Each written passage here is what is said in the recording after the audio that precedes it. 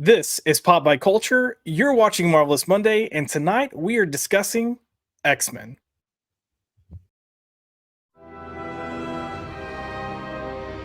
Ladies and gentlemen, we are now seeing the beginnings of another stage of human evolution. In every human being, there's not many people that'll understand people like us. there exists the genetic code. You'll be safe here. What kind of place is this? You're not the only one with gifts. For mutation. The truth is, mutants are very real. And they are among us. We must know who they are, and above all, what they can do. A change is coming. Are you a God-fearing man, Senator?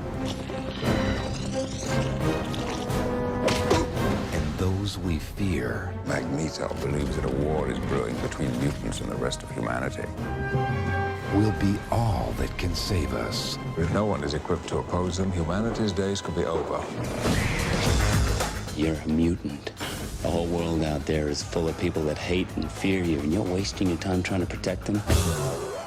You sure you're on the right side? I have made the first move. That is all they know. He could wipe out everyone in New York City. Logan, help us. Fight with us.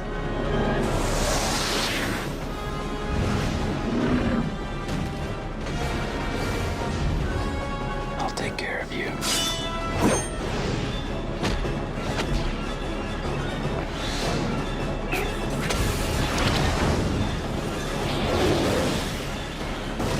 We are the future, not them. Settle this.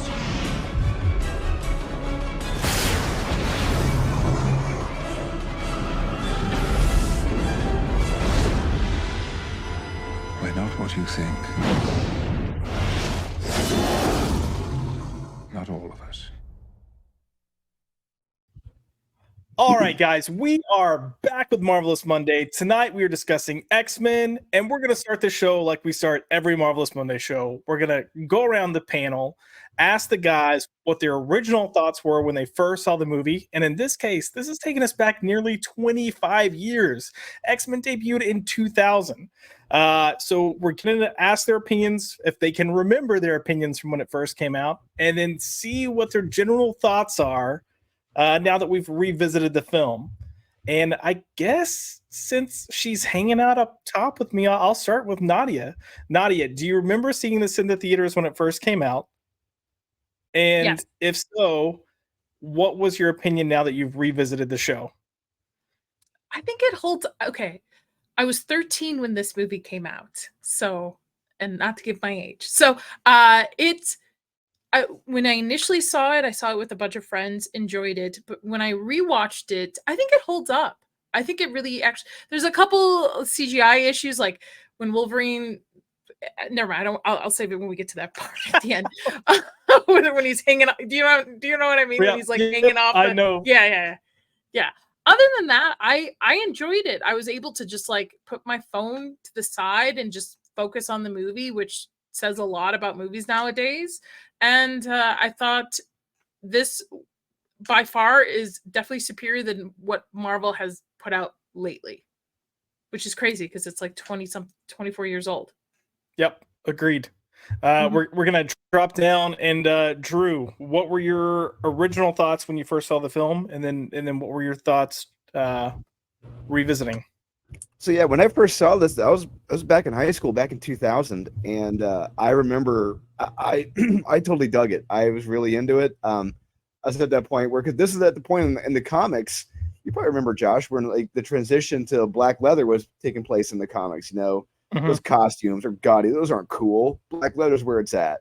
And I was like, yeah, they're wearing black leather now. They're cool now. And that was not a good trend. But anyway. No. It was a very fun movie, I remember, and all my friends were all speculating who's in the background. We're trying to guess all the little Easter eggs, who's going to be in the second film. It was Gambit really in that bar in the beginning of the film where Wolverine was fighting. But yeah, I had a blast with it, and watching it again today, I still had the same blast watching it as I did over 24 years ago. Nice, very nice.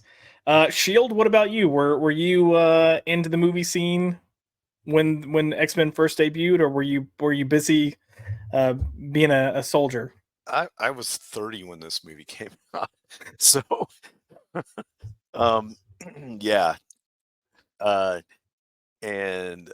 Let's see. I was on my third duty station. Nice. By that point. Anyway, so yeah, I mean, I read comics when in the 80s, 70s and 80s. I knew who X-Men were. I was familiar with their comics up to like 86 or 87. Pretty much when I joined the military, which was 88, is when I stopped like reading them.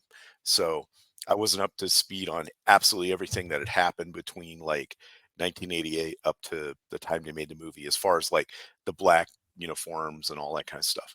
But I thought the movie was good. Keep in mind that this was the first time that a serious Marvel movie had been made. We're not talking about Blade. Blade is its like own thing. That was a badass movie that is like super high up there.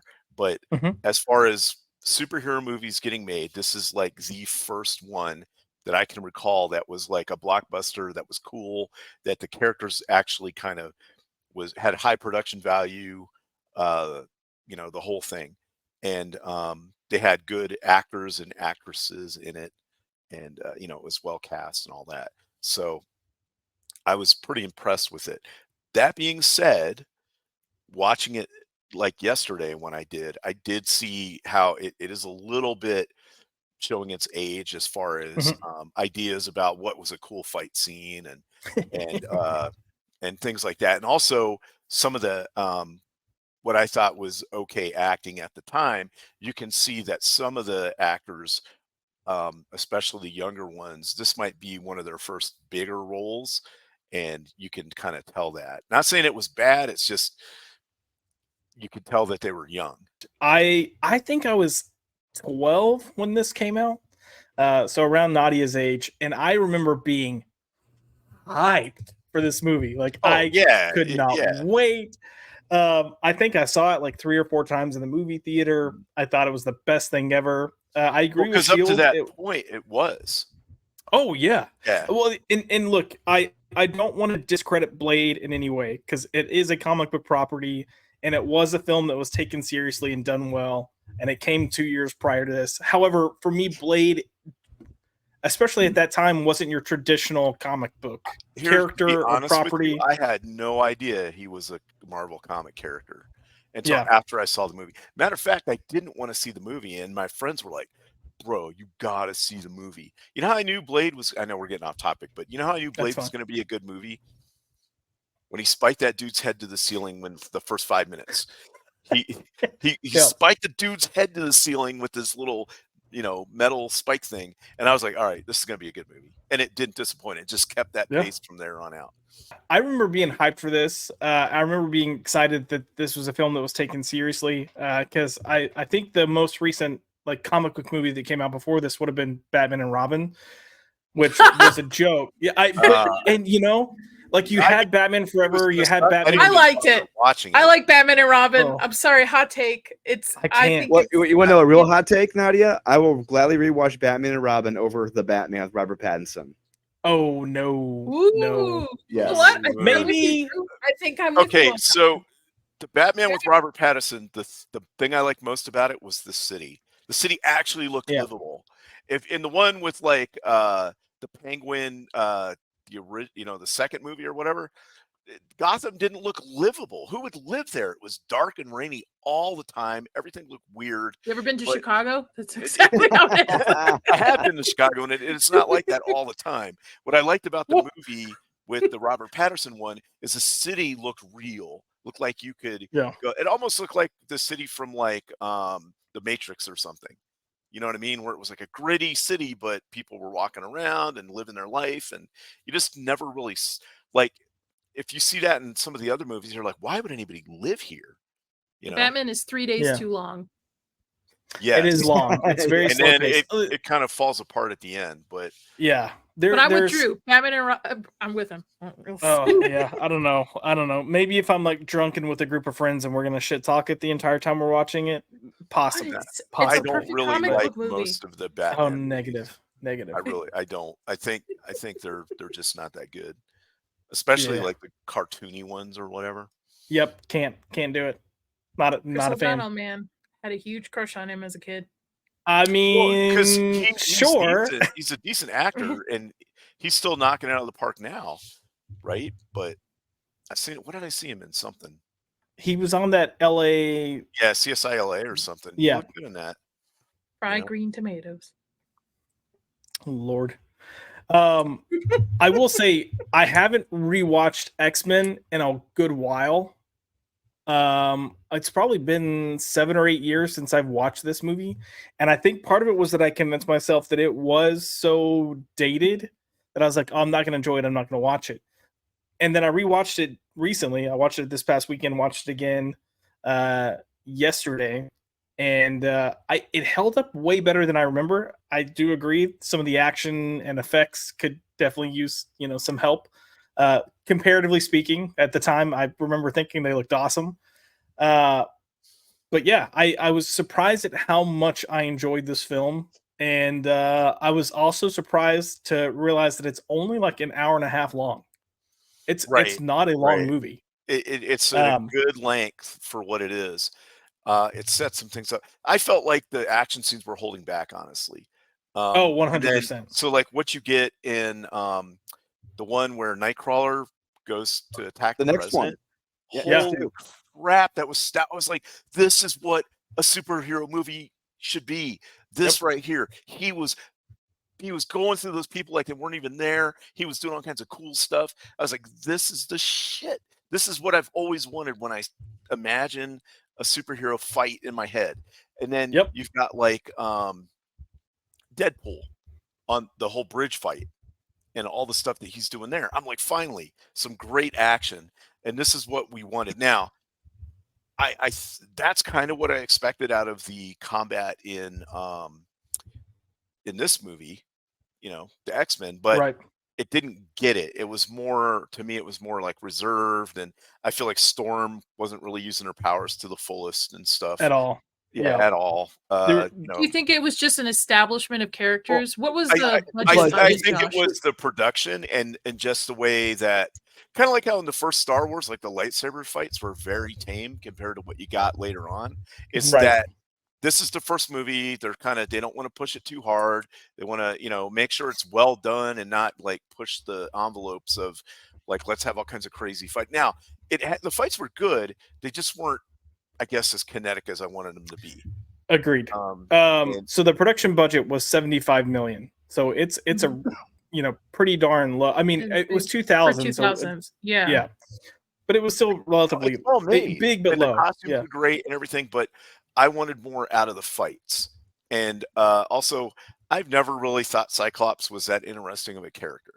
I've never thought Cyclops. And I mean, he's got a decent backstory, and like how he, got his powers and why he has to wear the visor. But I was like, dude, your only power is that. So, and they don't play up to his other skills, like how smart he is, how much of a leader he is, and they just make him kind of like a D-bag in this one. A little bit. I think Cyclops is a great character. They just didn't utilize it here. Before we start diving into the X-Men, I kind of want to start at the beginning because we do have some parallels to First Class, and specifically, we'll just start with the opening scene because the opening scene here is the same scene that they essentially recreated for First Class, and it's Poland, 1944.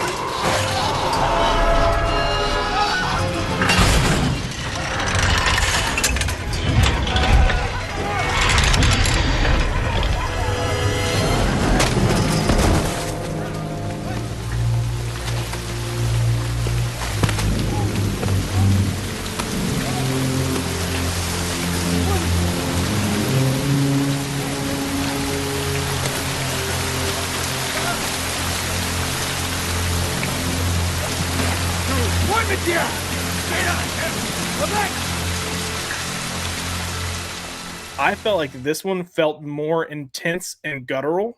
There's something about the mom scream when they separated, and even how the kid was screaming. It felt just more, just like a guttural. This is the end. More so than the X-Men First Class? Yeah, I really did. Interesting. I think I'm gonna have to go back and watch the two side by side to see. I will say the First Class one was definitely better lit, but yeah, that's a better lit. Technical. Thing. I like the darkness of it. I like how dark it is. Too. And I will say, speaking of that, so before First Class, so this is 2000, a film like this, touching upon this subject, the Holocaust, going on, this could go the wrong way very damn quickly. And also, it's like, okay, we're in a superhero movie here, and it's like, but they did a very good job in that balancing act, like showing the reality of this in the world, as well as what we're going to be getting into in the future. I felt. Yep. Also, keep in mind, in 2000, there were way more Holocaust survivors alive than there are today. Yes, correct. So, or even when the other movie came out. So, it had a high potential to really stir up some. But I think it was well done. They didn't overdo it. Right. And it got the point across. And now that I think back on it, watching this again yesterday, they did a pretty good job of Professor Xavier and Magneto, like the fact that they knew each other.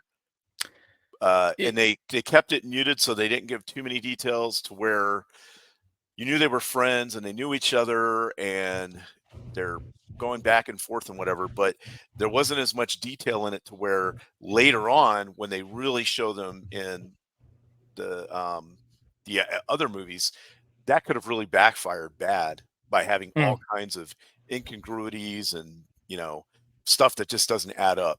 I don't know, like Star Wars does. I'll say, I mean, there is a Star Wars nod in this movie, so yes. But so I thought they did that well, because I thought watching the other movie that we did first, then going into this one, I was going to pick this apart for that, and it never materialized. So I was very happy about that. Yeah, it really didn't, and I don't know if I was just kind of remembering aspects of this film differently, but I agree with you.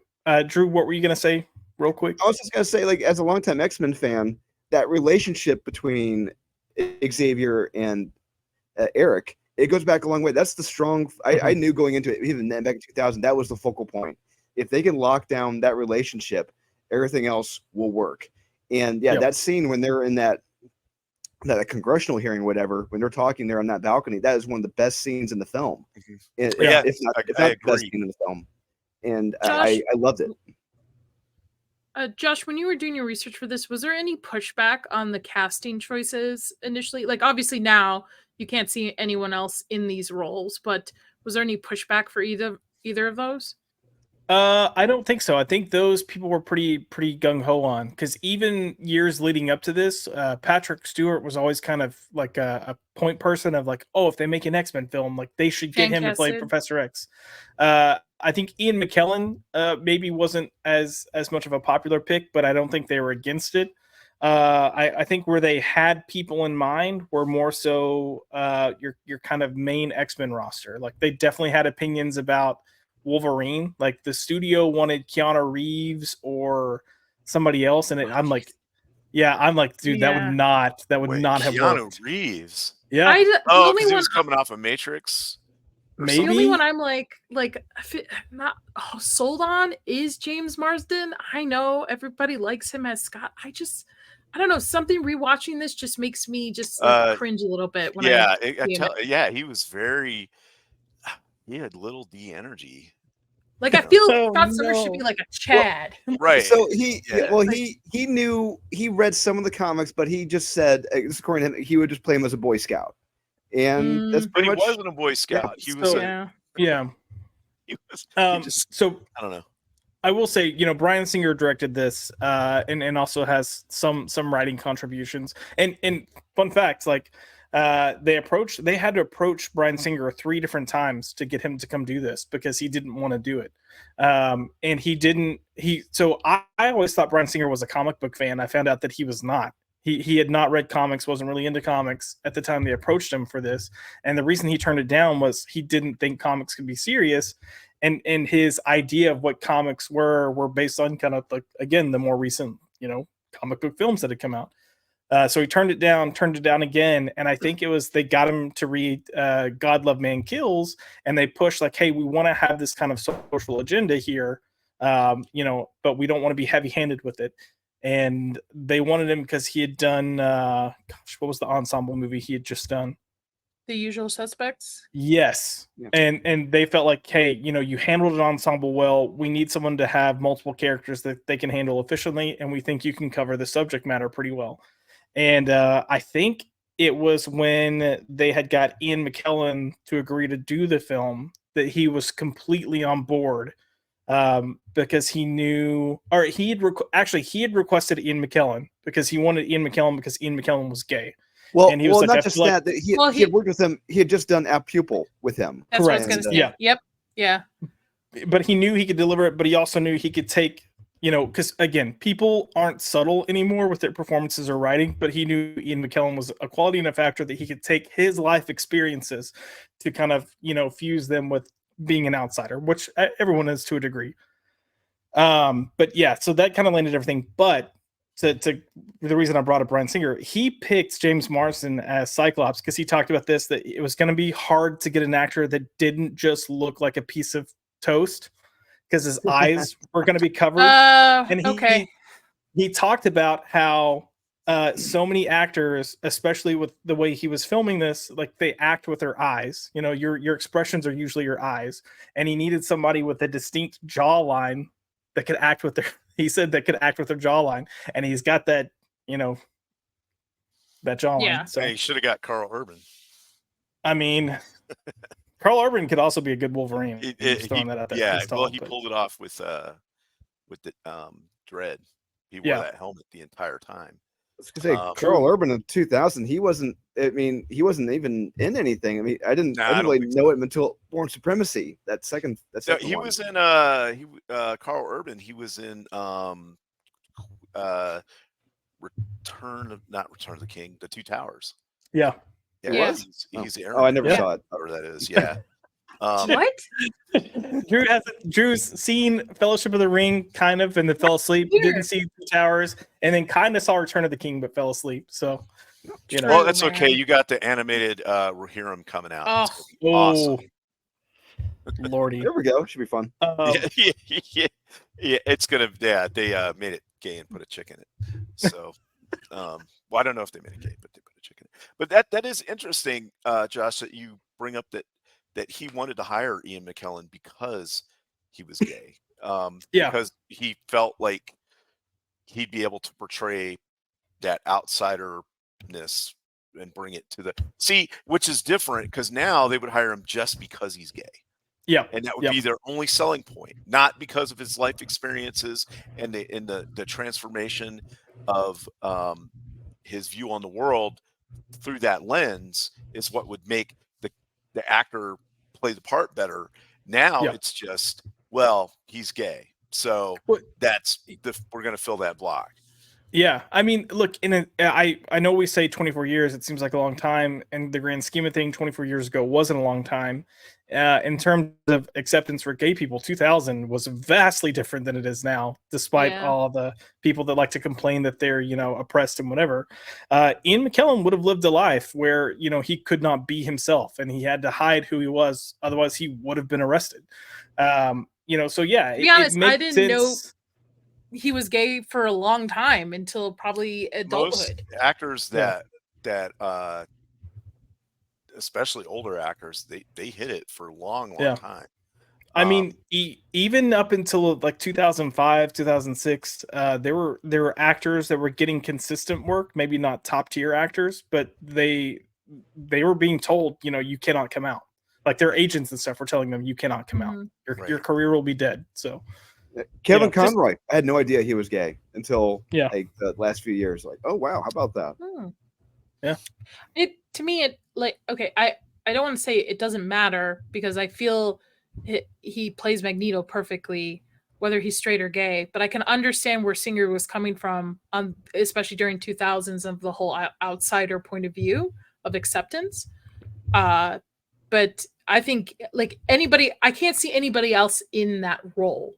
Even if they continue the X-Men series and they recast and they don't even use Fassbender, like I can't see anybody else in the older role of Magneto than Ian.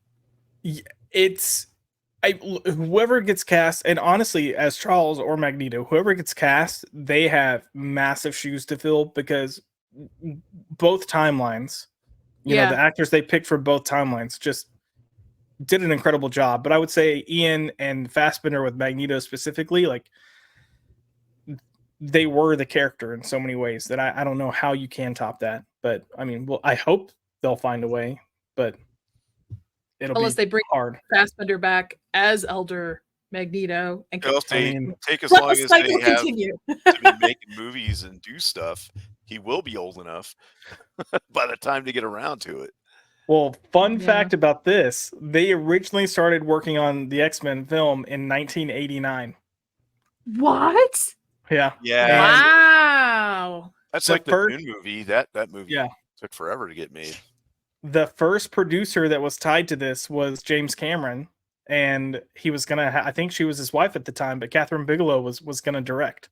Yep. And then it just kind of like morphed and changed, and then it was a different company at the time that had the rights to the film, other than Fox, and then they lost the rights. That's James Cameron got involved. Carolco did Terminator 2. Yeah. So, I mean, this film took a good chunk of time to come out as well, but it's film. You know, there's weird stuff like that all the time. Since we're kind of talking about casting, you know, we talked about how Singer wanted Ian McKellen because he was gay, and then once he got the go ahead for Ian McKellen, the person that he wanted for Xavier was Patrick Stewart, and it was, I mean, partially because he seems perfect for the role. Well, but he's already bald, so he was already bald. But he wanted him because Patrick Stewart, Ian McKellen are really close friends in real life. They'd done a lot of theater together, and he wanted that closeness to come into play. And he gave an interview talking about when you have someone that you're that close with and you're that deeply of a friend with, you know, it just shows through. It shows through in body language. It shows through in how they will look at each other. And he wanted that to kind of be the understated relationship of these two, and that you would hopefully sense it, which I think we did, that these two are opposing figures, but they still very much respect, and kind of, you don't get the full care for each other, but you can tell they respect for each other, have respect for each other, and that there used to be a friendship. I to be honest, I feel every time I watch them together, there is a love between them, both personally and through the characters. Like they convey that brother, like family, like this is the one person I would sacrifice anything for. And it's not a romantic love. It's just like, this is my person, you know, this is my best friend. So I would say it is kind of like a love relationship on screen. Yeah. Even if they're opposed against each other. I think that kind of brother aspect is pretty on point. And especially, you know, with them as characters and their mutants, and, you know, they don't have a lot of people like them, especially kind of coming up in the age that they were. Yeah. That's very interesting, that because watching it, you get it right off the first meeting, just right off the first meeting, that you can sense that there's a care for each other, even they're on opposing sides, instead of actually having an origin story of the two and then having to lead it into it. Like right off the bat, the audience knows like these two people have a history together and there's a relationship there without even being an X-Men fan, like without even reading I think it conveys it really well on screen. Eric. What are you doing here? Why do you ask questions to which you already know the answers? Don't give up on them, Eric. What would you have me do, Charles? I've heard these arguments before. It was a long time ago. Mankind has evolved since then. Yes, into us.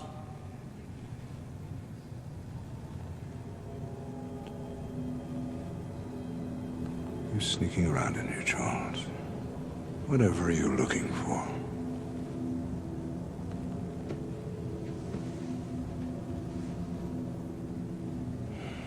I'm looking for hope. I will bring you hope, old friend. And I ask only one thing in return. Don't get in my way.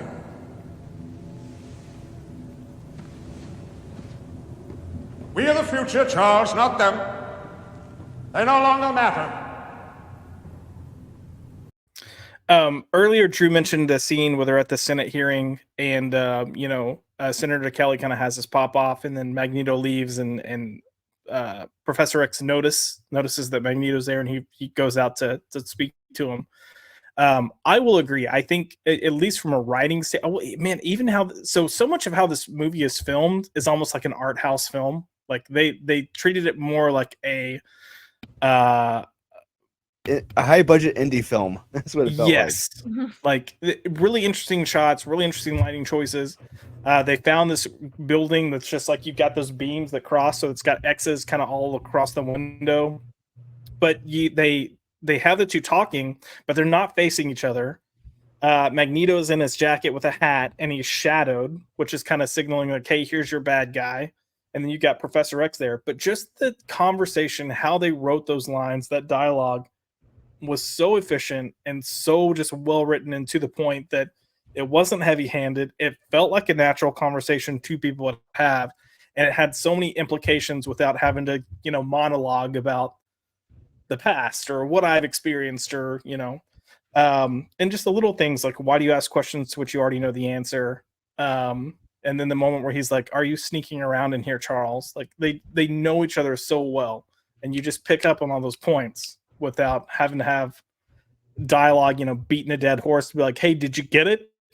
Did you get it? So do you think that's why X-Men First Class works so well, that we already had these characters established on screen? We already had the relationship established.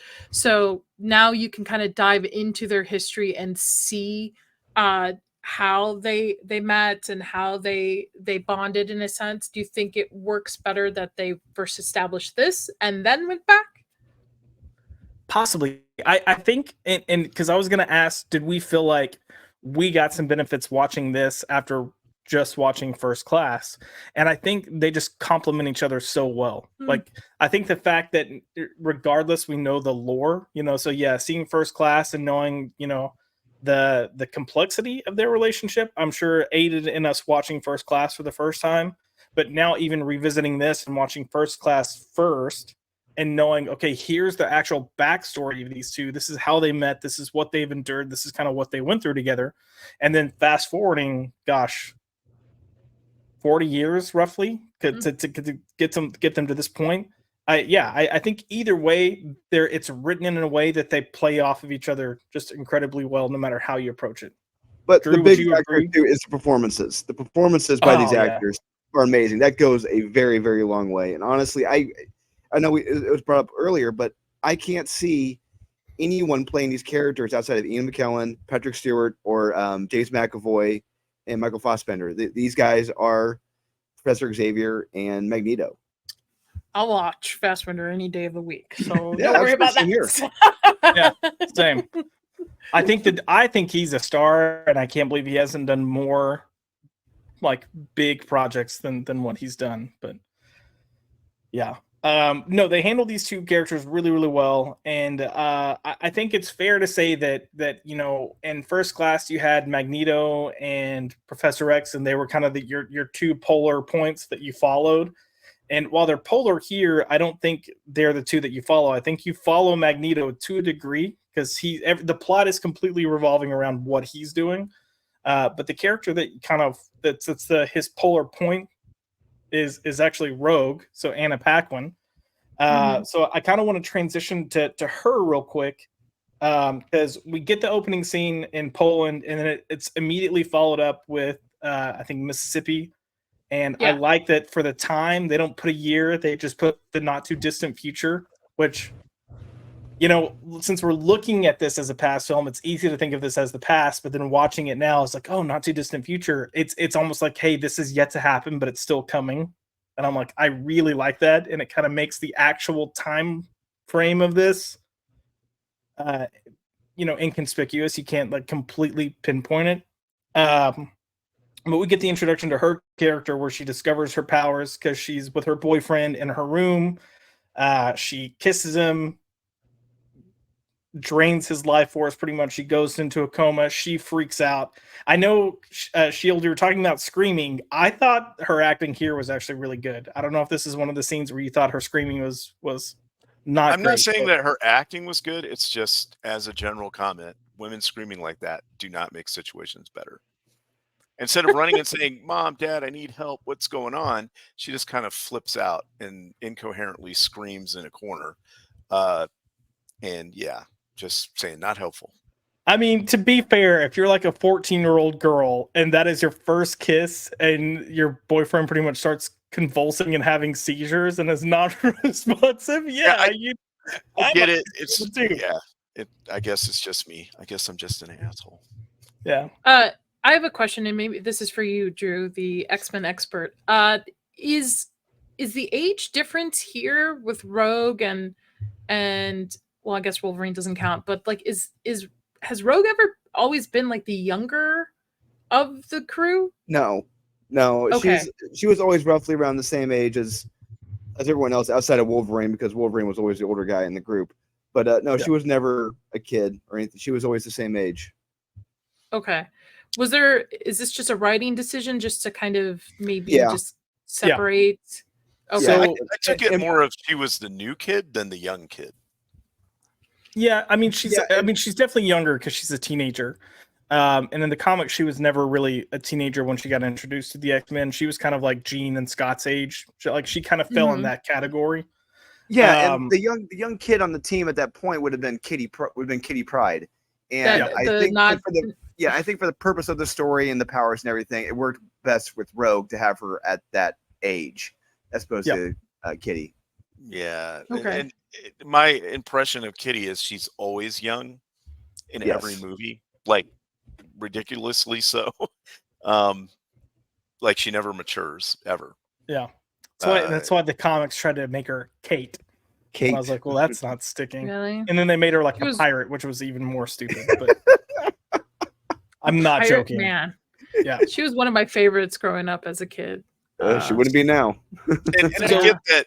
I don't think any of them would be now. And I get that comics do that where people don't, they're suspended in animation basically, and never age, where they tell, and that works for a while where, you can tell a bunch of stories without having to really time jump. But after you've done like 25 years worth of stories, they might need to age a little. Agreed. Agreed. But as far as Wolverine goes, I mean, technically, isn't he the oldest one in the entire group? Yeah. If you know his lore, he's like yeah. Yeah, they kind of even referenced that at one point in the film that they can't determine his age, but yeah, he's definitely the oldest out of the group. Correct. There's a line of. Oh, go ahead. I was just saying I don't want to fully jump into Wolverine yet because I want to kind of stick on Rogue for a second. There's a line of dialogue when they meet that I want to bring up when the two of them meet, but go ahead. For sure. I do want to kind of bring up the fact that one, because we're talking about her age, and so Rogue's character here, because we're going to talk about in a second how she's not like Rogue from the comics or even the animated series.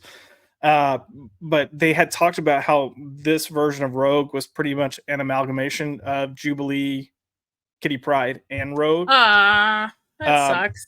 Because when they first started writing this back in '89, it was Kitty Pryde. Like Kitty Pryde was going to be the younger person that kind of was experiencing everything for the first time, and it falls in line with the big comic storyline that was popular, and the whole leading up to Professor X is a jerk, all that jazz. But then Jubilee kind of started becoming a thing, and then she was the young one, so then they wanted Jubilee, but then they felt Jubilee didn't fit for this film, and that's kind of how Rogue got morphed into being Rogue with her powers, but presentation wise kind of being that younger. Yeah, because neither of them are emo enough to really be the I'm a runaway, and I've never seen Rogue as emo. I mean, I know. Well, she was kind of emo in this. You know, she was like Yeah. depressed, and They were all emo in this. I can't touch anybody, which makes sense. You know, she's coming to Yeah. realization that she can't have physical contact with anybody. Imagine if that was you and you're 14 or whatever, you know, that's it. It's over. It's a wrap.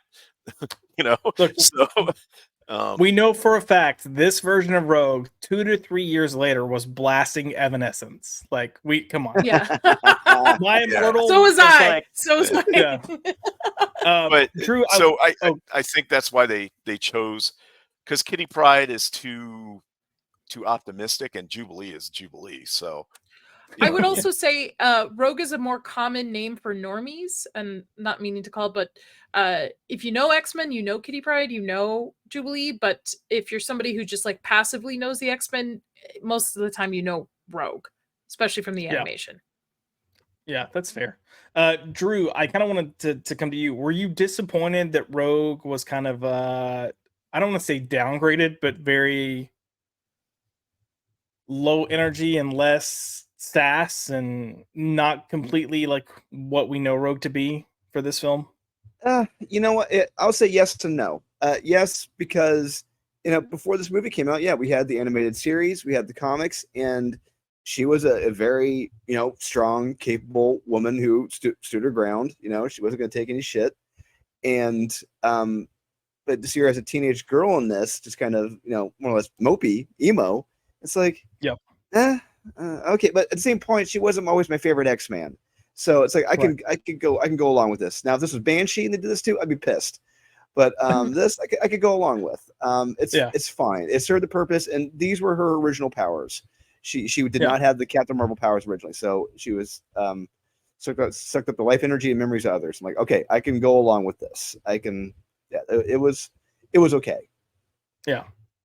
Do either of you have thoughts on that before we move on, or no? Not my Rogue. Hashtag not my Rogue. Hashtag not my Rogue. Well, this version was popular enough that they changed to make her a little more emo for a future animated series, but that's another story for another day. X-Men Evolution, the green. Yeah. I don't like that look either. So we do kind of really first get introduced to Wolverine because of Rogue. So, after Rogue puts her boyfriend in a coma, she runs away. She's kind of hitchhiking. She makes it across the border to Canada, and we see her getting out at a truck stop, and by the way, the truck driver that she's with here is the voice actor for Beast in the animated series, but he tells her, he tells her, hey, we're in Laughlin City, or hey, we're here, and she's like, I thought you were taking me to Laughlin City, and he goes, this is Laughlin City. And then we have this crazy kind of like Fight Club type bar where all this stuff's going on, and she goes in there, and this is where we get Gambit in the background, allegedly. Allegedly, who knows. But you got this cage fight going on, and you don't see Wolverine's face yet. He's kind of like leaned up against it, and you got the shot of his back, but they're like, is anyone gonna fight him? Because he's just beating dude after dude after dude. And we watch Wolverine getting into this cage fight tussle with this guy, which I had two thoughts, and it was like, man, Hugh Jackman was not built like he is now, but he was like the last person cast, and they had already started production and filming when he got cast, so he had to just jump right in. But I loved how easily he fought this guy in the cage match and just had him knocked out with like 3 hits.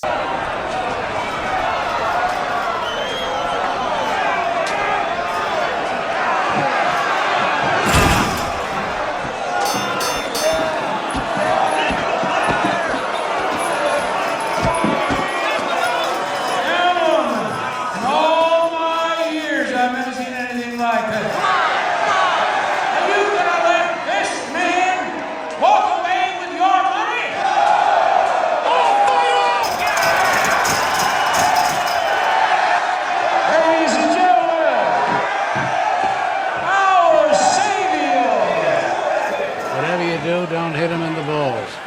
You said anything goes. Anything goes, but he'll take it personal.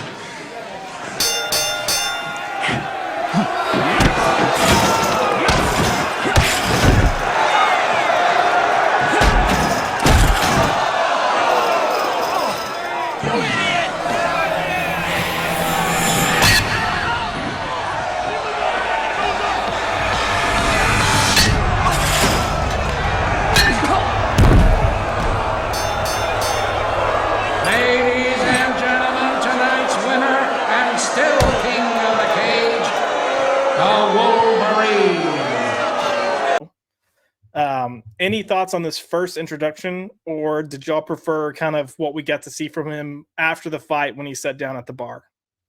He's too tall to play Wolverine. He is, but I mean, I would take. I'm just picturing 6'3". I'm picturing Bob Hoskins in this role. This would have been a yeah, I think the introducing him that way in the cage fight, I don't know if they really thought about, like, there's a lot of people out there that don't know who Wolverine is and what his abilities are. But I guess it would kind of be a surprise if you didn't know, like, he's in the cage fight and he's taking all these hits and just kind of, then he puts his claws out kind of thing. But I have a question, and this is for Drew. Has Wolverine always been able to be like cut or like poked, like the skin break? Yes. Okay. Yes. For some reason, I thought his skin was like unable to be pierced. No. For some reason, maybe I'm mixing that with somebody else. It's his skeleton that's unbreakable. His skin can get ripped off. He can be disintegrated with plasma, all kinds of stuff. Yeah, there was a fast. Shieldwall's right. There was a great Punisher story that Garth Ennis wrote with Derek Robertson back in early 2000s, where he was pretty much treated like the Wile E. Coyote. Just he was ran over by a steamroller, his face was blown off, and like he's trying to talk, but he has no tongue. It's been burnt off. It's fun what you can do with Wolverine when you get creative. Yeah. Okay. I remember a comic where he's totally destroyed except for like one little piece of his brain or something, and he comes all the way back from that. It's like suspended in this thing. They like disintegrate him except for this little chunk of meat that's hanging there, and he totally regenerates from that. I'm not sure how that worked, but I just remember that happening. Yeah. Do you want your Wolverine wig fact?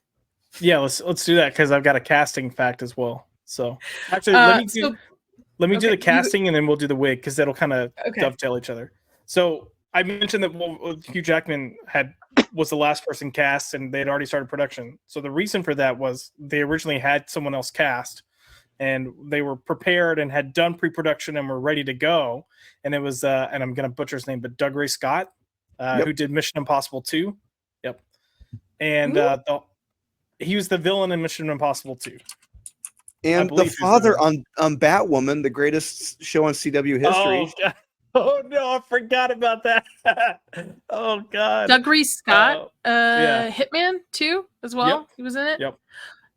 Interesting. He was originally cast and was supposed to do the film, and the only reason he didn't was because Tom Cruise threw a fit and told him, like, if you're doing this, you're not doing that. So he did Mission. Too tall too. Yeah, he did Tom Mission Cruise Impossible. is too tall? No, Doug Reese Scott. I was going to say he actually would have probably been. I mean, I don't think he would have worked as Wolverine, but he would have been the right height. All my life I've only known Hugh Jackman as Wolverine, so it's very hard for me to see anybody else in this role. But I guess I'm looking at pictures of him younger. I guess I could see it. He pulled off Les Grossman, so he might be able to do it. Yeah. Les Grossman from Tropic Thunder. I had no idea that was Tom Cruise till halfway through the movie.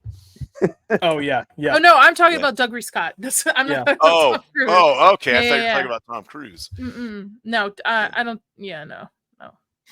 I think do they have any pre-production photos of him like in the wig and stuff? I don't think so. I don't think anything's ever surfaced from Doug Ray Scott in the wig or anything. I know Glenn Danzig was also talked about to do it before. Doug Ray Scott, but he couldn't due to scheduling.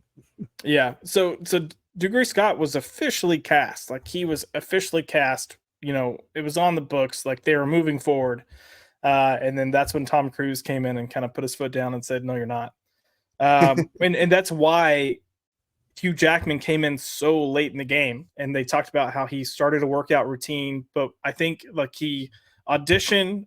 I'm wanting to say he auditioned, did a follow-up audition, was cast, and started filming within 2 weeks. And for film, that's like let's go. Yeah. So he started just working out, but like working out takes time, but he continued working out throughout the entire filming, and they knew that there would be plans for a second one, so he just never stopped. That's why he's so much more jacked when you get to X2 2 years later. But what is your what is your wig comment on Wolverine? So by the way, the title of this article is Wolverine is built on hairspray. When the first X-Men film came out in 2000, Jackman says his wig required hours of backcombing. It was much longer than every time there was a fight, it would go wild and I would have to spray more on it. Now I'm happy to say the wig is shorter, environmentally sound. And this article is from, oh shit, where'd it go? Shoot. I don't know when this is from, but anyway, yeah. Because I had to look it up to see if he was actually wearing a wig, because it in some scenes it looks like a wig, and some scenes I'm like, maybe he grew his hair out and they just combed it back, but it is a full-on wig on that. Yeah. Wow. Yeah. That's really the only way to do it. I mean, unless you're going to put, I don't know what you would have to do your hair to keep it that way. A lot of hairspray, a lot of gel, a lot of same thing they would use for wigs. Would use for wigs. Yeah. Actually, it would be cheaper for them to do. Well, no, it would be cheaper for the wig, because then they wouldn't have to spend hours in the chair. Right. They can groom it off head, and then pop it on there, and then just do touch up. Yeah, I would say, or have 2 or 3. That way, if it messes up, you need to do another shot. Like swap well, it out I don't know how quick. quickly you can change that out, but I will say, out of the whole cast, costuming and hair and makeup design is great, except for 2 characters that really bother me, and that's Sabretooth and Toad. I feel like they got pushed to the wayside when it came to like makeup and costume design and like overall design, especially Sabretooth's contacts. That just bothered the hell out of me. I was like, okay, we're gonna put all this money into Storm, all this money into Wolverine. What do we got? Like $20 in a Goodwill. Let's spray Toad's hair green and like throw in these like pieces of fur on Sabretooth's face and call it a day. So that's just my opinion from it. I don't know. I just don't like the 2 designs for those 2 characters in the film. Yeah. We'll talk on some of that, because I do have some Toad information for later.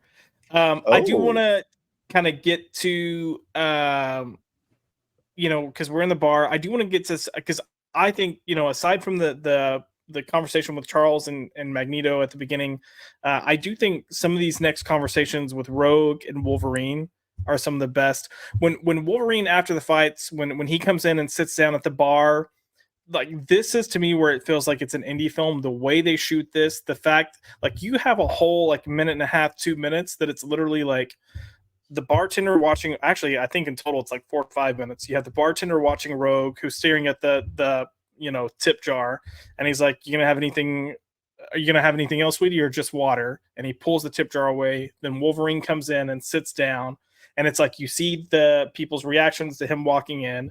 You see the bartender ask if he wants anything to drink. He orders a beer. You see the bartender turn, and they filmed the whole thing. The bartender turns, goes, gets a beer, pops the top, walks it over, sets it down. It sits there for a beat. He takes a drink.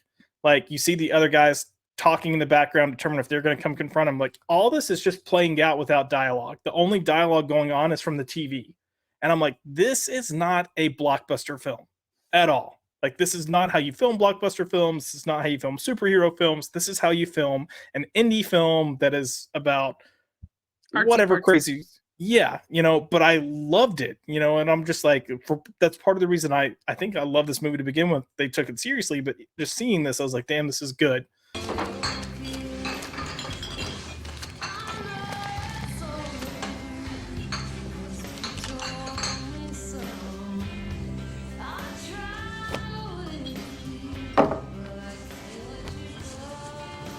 Find something new, honey?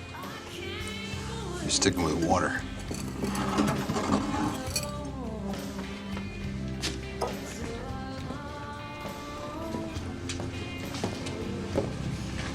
We'll have a beer.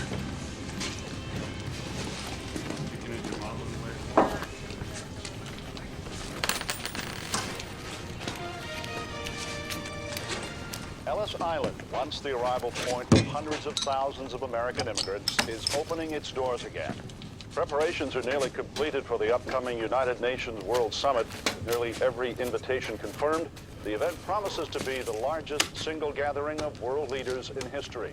The leaders of over 200 nations will discuss issues ranging from the world's economic climate and weapons treaties to the mutant phenomenon and its impact on our world stage. Many American legislators have contended that debate over mutant issues should be the primary focus of what is, on the surface at least, a strictly diplomatic affair. You owe me some money. Come on, Stu, let's not do this. No man takes a beating like that without a mark to show for it. Come on, buddy, this isn't gonna be worth it. I know what you are. You lost your money. You keep this up, you lose something else. Come on, buddy.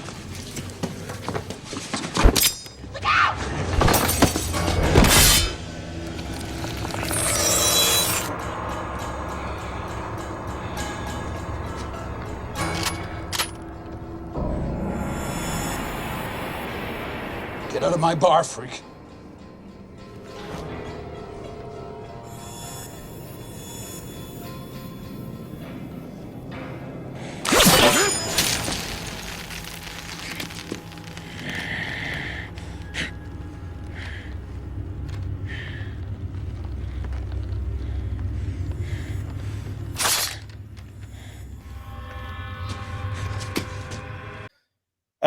So I don't know if you guys felt the same way when watching this, but it's something that I didn't notice in that detail until this watch through of how they filmed it, that I thought was really interesting. Yeah, it reminded me of There Will Be Blood with Daniel Day-Lewis, because there's like several minutes in that film where there's no dialogue at all, and you're just having to visually pay attention to the storytelling about what's going on, picking up what's happening, and it very much reminded me of that. You're having to pick up things yourself, the relationships, the paranoia of one character to another, like is Hugh Jackman's character a mutant or not? Is that bothering him when he's hearing on the TV or not? And does he think the girl is? It's all those questions are making you pay attention and be engaged in the movie. I kind of thought that whole scene is from Rogue's perspective, because she's sitting there and kind of everything is kind of in a way revolving around her. Even when Logan comes up and he looks at her, he's like looking at her. Now he doesn't look at her hard, but he just, he gives her a glimpse and he's wondering, who is this girl? Why is this young girl in this bar? She's looking at him and it's like, wow, this guy just took a beating in there and he looks fine. And he beat the crap out of these guys. And, he's interesting and kind of, she's almost, I don't want to say infatuated, but she's very interested in him and who he is, what he's doing, why he's here. And she's also trying to think about, where am I going to get something to eat? How am I going to get, my next step of what I'm doing here? And maybe this guy, instinctually, she's like, this guy, he's a tough guy. Maybe if I can get on his good side, he can help me out. Like she feels vulnerable and needs some of that protection. And then he is lonely because he's constantly moving from place to place. And he looks at her and he kind of sees that in that glance, kind of like he can see that she's painfully lonely too. She's by herself. She's on her own. She can't touch anybody. She's afraid of touching people. And she feels like something is wrong with her, which he gets that feeling too, because he can't remember why he is like he is. So in that instant, they two look at each other, they kind of, I felt like that information just kind of translated in that scene between the two in an instant. And then of course these guys come and, want to start stuff. And, then you get to see his reaction to that. And it kind of breaks that connection. The altercation, I mean, I'm fully with you on that, because I think sometimes when you see, I think sometimes you can see a part of yourself in other people even without talking to them. And I think you mentioned the loneliness. I think they both have a deep sense of loneliness because of exactly what you're saying, and I think they probably recognize that in each other. And I think there's an allure there. I mean, she's a young girl in a freaking trench coat with a hood in a bar, so that's already going to be like, it's going to catch your attention. But I think once you look deeper or harder, that's when you're going to see that there's more here, and it's going to kind of create that. I think they both have an air of mystery about them. Right. And I mean, and she did see him with the shirt off, so he's like kind of like a nice cut guy. So there's that little layer of that too. Like, who is this guy? And he's not. Is he a good guy? Is he not a good? You know what I mean? So yeah. You do have the altercation. You have Wolverine kind of confronting the guy that he fought and his stooge friends. That's when we see the claws for the first time. Which I remember the first time I saw the claws come out, I was like, "Holy crap! It was perfect. This is awesome!" Perfection. And the fact that he brought the two out and then slowly brought the middle one out, as if like test me. How they showed the skin peel back. I love how that middle claw pops out of that middle. I just love how it showed that skin peel back. It's amazing. Yep. There's a line kind of referencing that just shortly later too, and I don't know if that's what you were going to want to talk about, Nadia, when you mentioned the conversation these two have. But before we get to them, before we get to yeah, I was going to say you have the bartender as well come up. And like he's got the shotgun and he's like, "Get out of my bar, freak!" And then Wolverine brings the claws out of his other hand and just slices the gun in half. Again, the way they film that, they do like from almost like a Dutch angle type thing to do that. But another intense moment. He leaves and we see him traveling. And we discover that he pulls over for whatever reason. I guess he hears something. Maybe he smells.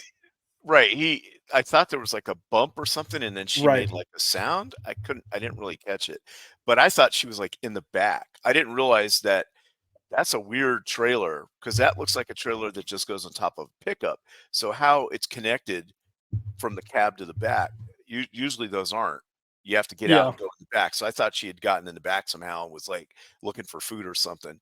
Instead, she's laying on the trailer back there. I don't think you could have heard anything. Honestly. No. Yeah. So he sensed her somehow, right? Whether it was smell or what, because he's got great smell, I don't know. But that something caused him to go back and check that trailer, and there's a lump under like a tarp, so he pokes it, and it's her.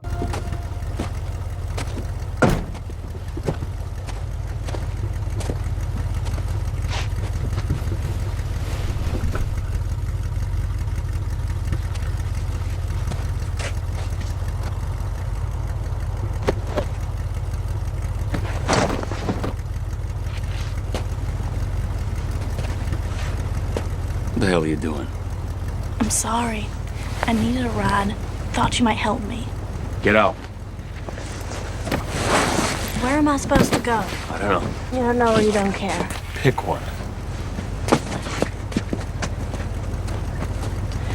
I saved your life. No, you didn't.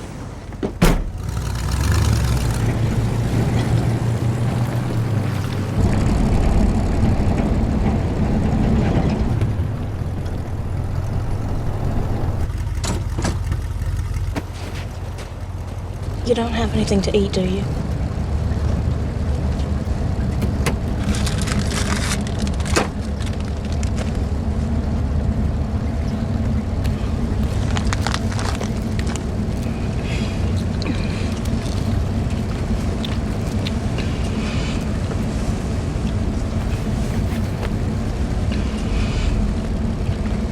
I'm Rogue.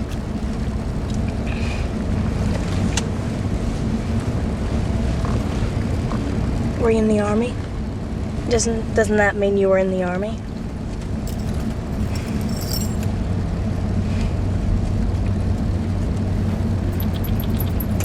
Wow. What? Suddenly, my life doesn't look that bad. Hey, if you prefer the road. No. It looks great. It looks cozy.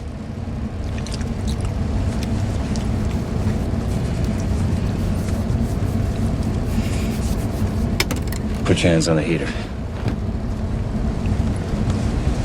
I'm not gonna hurt you, kid. It's nothing personal. It's just that when people touch my skin, something happens. What? I don't know. They just get hurt.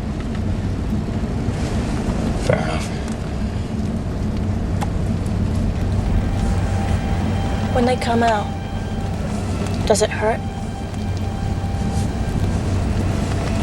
Every time.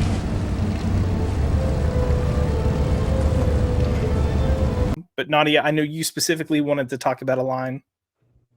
It's when she asked him if it hurts every time Yep. it comes out. Yep. And I did not notice that until the rewatch on it. And it got me thinking, I'm like, yeah, man, that must really hurt every single time it pierces skin to come back out. His claws. I would say even the comics and the animated series to a degree touched on this. I think his healing factor keeps it from being like excruciatingly painful, because when he doesn't have his healing factor, like when he's in the Savage Land and he doesn't have his abilities and he brings his claws out, like he revolts in pain. So I think the healing factor helps, but yeah, it makes sense that if you're gonna have your whole hand just sliced open in 3 different areas every time you bring, it makes sense that it would hurt. But I it's a think how it works is the initial whatever it is, he feels that, but then as soon as it starts to heal, the pain goes away. Yeah, agreed. Yeah. Right.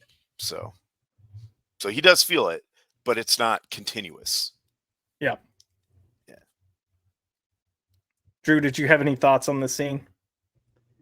No, I like that dialogue. Like you said, the pick one. I love that delivery of the line, just how he looks. Just that's Wolverine to me. But like you said, that he is has Wolverine.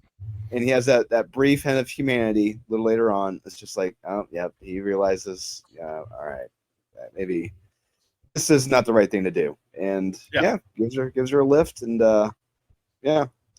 all pleasant and sunshines and rainbows from there. Nothing bad is bound to happen. Nothing at all. Nothing bad at all. No heavy-handed dialogue of, you should wear a seatbelt right as a tree falls right in front of the truck. Sends Wolverine flying at the windshield. He went way too far for that. He would have needed to be going like 100 miles an hour to go that far out.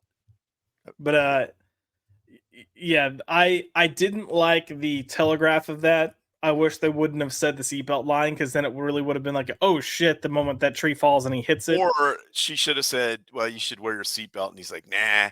And then like they have like another 5 minutes of dialogue. Yeah. Or something. Not have it dovetail each other. But this is roughly where we get introduced to a few more characters. So we get introduced to Sabretooth. We see him, I think, for the first time. Full characters design. I'm sorry. Yeah. We get introduced to Cyclops and Storm as they kind of come into the picture and rescue Wolverine and Rogue. And look, I do have one other thing, is the fire in the camper was kind of bad. You could tell it was just like fire things sticking out the side. And then they show the back of it, like when it's fully engulfed, that propane tank hose is whipping around. Yeah, that thing would have detonated. Because as soon as it starts putting out like that, where it's blown the safety valve, that thing is getting ready to explode. Yeah. Drew, what did you think of hippie Sabretooth?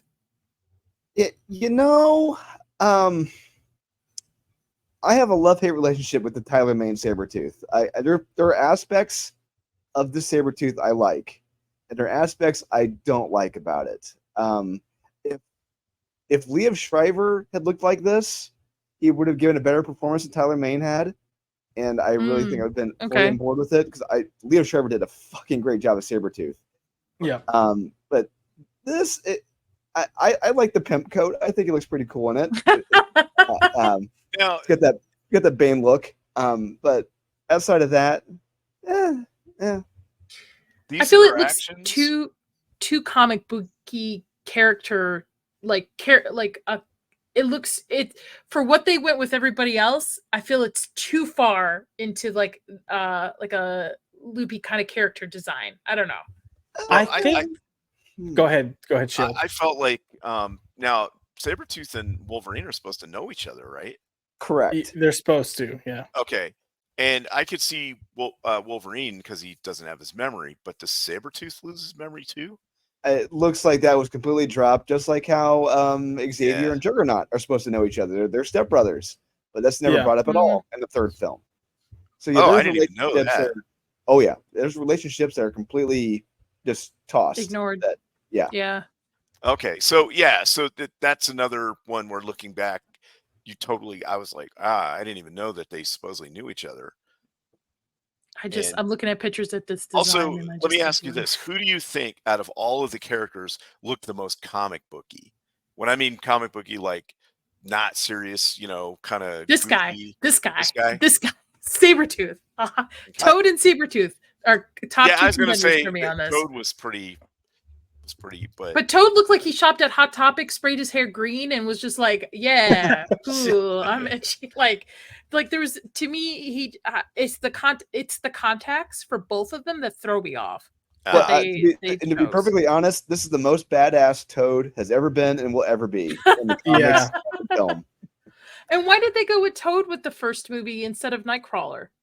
Well, Toad is one of the original. This is the Brotherhood of Mutants, and Toad is one of the original Brotherhood of Mutants. Okay.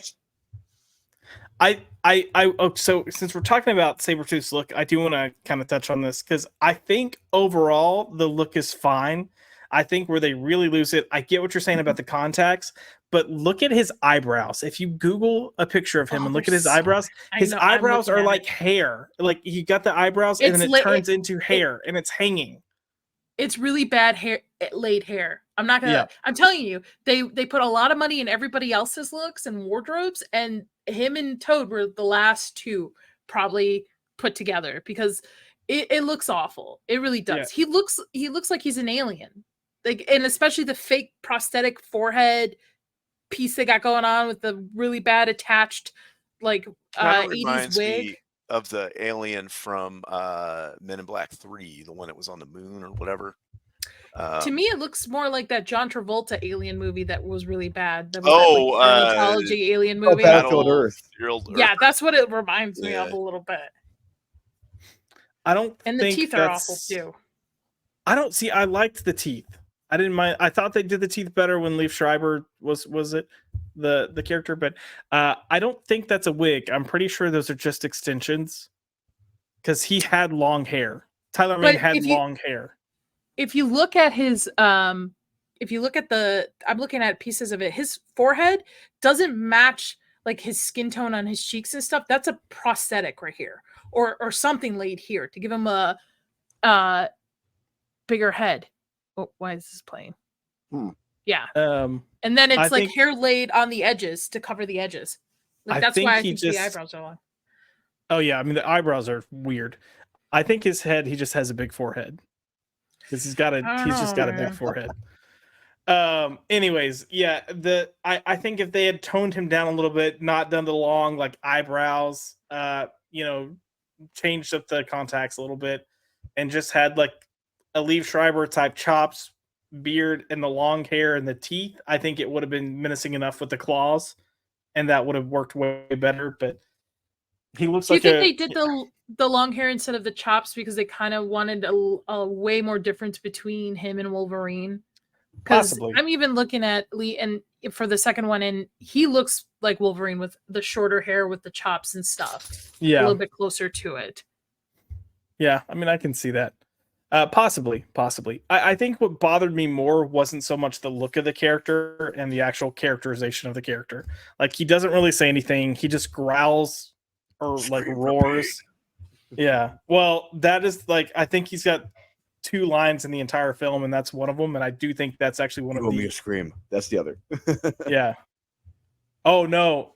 So 3 lines because he says a line when he's under Charles's influence, holding Magneto's throat.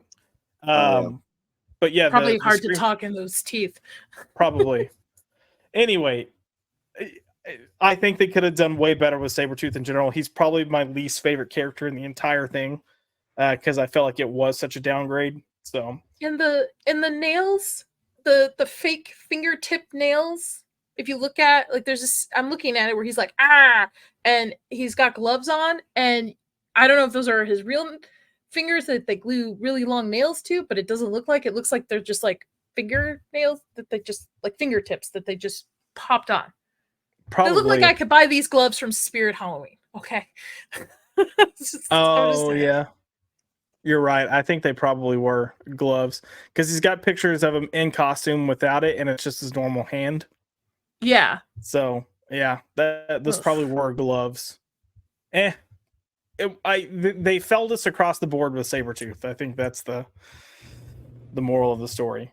But this essentially leads us into the introduction of the X-Men as a whole. You know, we kind of get to meet Scott, Jean, Storm, and then the school as Logan wakes up after getting knocked out. He wakes up in the school. Jean is kind of reviewing him medically. He freaks out, chokes her, takes off running. I think we have a great. Before that, Josh. Before that, he's got. If you notice, he's got his fist to her head. Like if anything's going to go wrong, he's going to pop his claws in the middle of her forehead. I love that how his fist is placed right there. It's like that is awesome. Oh yeah, like he's ready to do some damage, and we know he can. So, but yeah, we kind of get I liked this kind of run of scenes because we get a good introduction to everyone through Wolverine, learning about the other X-Men, the school, Professor X. So just kind of covering this generalization, what were your general thoughts meeting the other X-Men, kind of seeing the school, I mean, really getting to see Xavier School operate as a school with all these other mutants? I thought that was a great touch that the other films didn't do as well. Drew, I'll pass it to you first. Okay. I was like, who's going first on this one? Yeah, but, I thought it was good. I thought it was all right. I thought they did a good job just kind of showing the bunker. But for me, being a longtime X-Men fan, Josh, you'll know, it was disappointing. We didn't get to see the Danger Room. I really wanted to see the Danger Room. And we don't get to see it until the third film, which is even more disappointing. But, because you see him, Cyclops is blasting away little clay pigeons, in the backyard of the mansion. It's like, okay, sure. But, it's how should I say this? It's a very time efficient film. It's telling you just what you need to know, and to get the movie progressing, keep things going. There is not really a wasted minute in this film. No. It is a very efficient film. Yep. I kind of love the exploration of the school. We get to see kind of cameos for the most part, like they were distinctly put in. You get the Iceman cameo, you get the Pyro cameo, you got Kitty Pryde, you got Jubilee, who we see just because of her appearance, and we know it's Jubilee. There's supposed to be a Colossus cameo, but it's really just a kid drawing, and you're supposed to know it's Colossus based on that, which, I mean, sure. No, I don't buy that. It was a scrawny kid too, so you're just like, oh, okay. But yeah, no, I thought it was good. I love the stuff when Logan first wakes up after he escapes Jean and he's going through the hallway and Professor X is in his mind.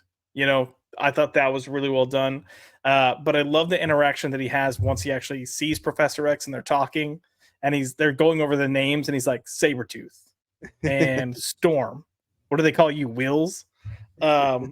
Which was an ad-libbed line. That was not the line in the script. So Hugh Jackman threw it in, and I thought it was perfect. Yeah, I would have thought that would have been the Joss Whedon line, but okay, nice. No, I don't think we've gotten to either of Joss Whedon's lines yet. But the original line was, "What do they call you, Baldy?"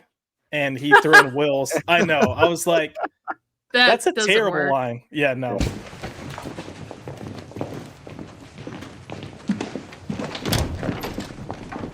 Bye, Professor. Bye, Kitty.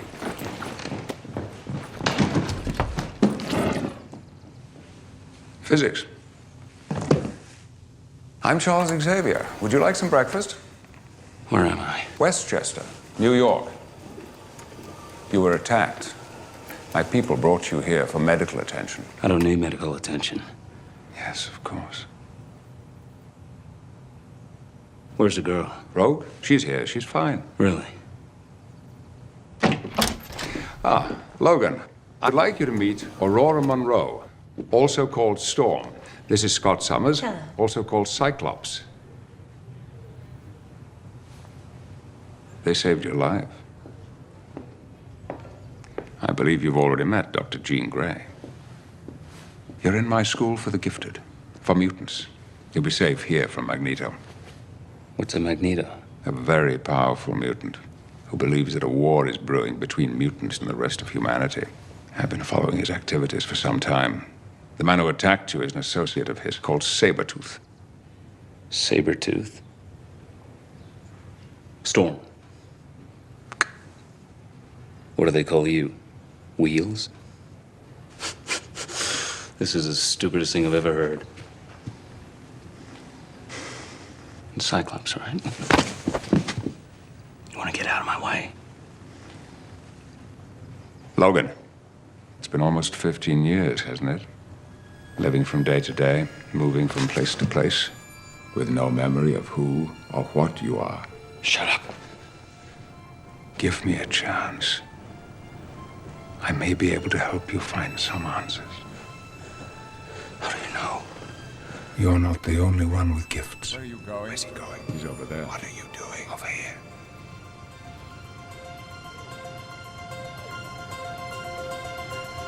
What is this place? And Drew, you mentioned the danger room. They had actually written a scene utilizing the danger room, but it was gonna force the film to be too long. And then they kept trying to find a way to keep it, but trying to keep it then led to interrupting the story. So they just decided to ditch it. Damn. But yeah. So I think kind of from here, what we really kind of see start to unfold is we start to think that Magneto is coming for Wolverine. And I felt like at least the first time I saw this, I thought they played this off really well. Like I was convinced Magneto wanted Wolverine. Like he sent Sabretooth to get him. I think the Sabretooth Wolverine connection that comes from comics kind of implied to that. Wolverine is definitely the quote unquote more dangerous out of he and Rogue. So it just made sense. And how Magneto examines his chain, his dog tags. It's like you're thinking he's looking into him, but nope. And they even have the lines that Magneto says, "We've made the first move. That is all they know." They start doing things to kind of telegraph. You even have Professor X at one point say, "I'm not certain he was after Wolverine."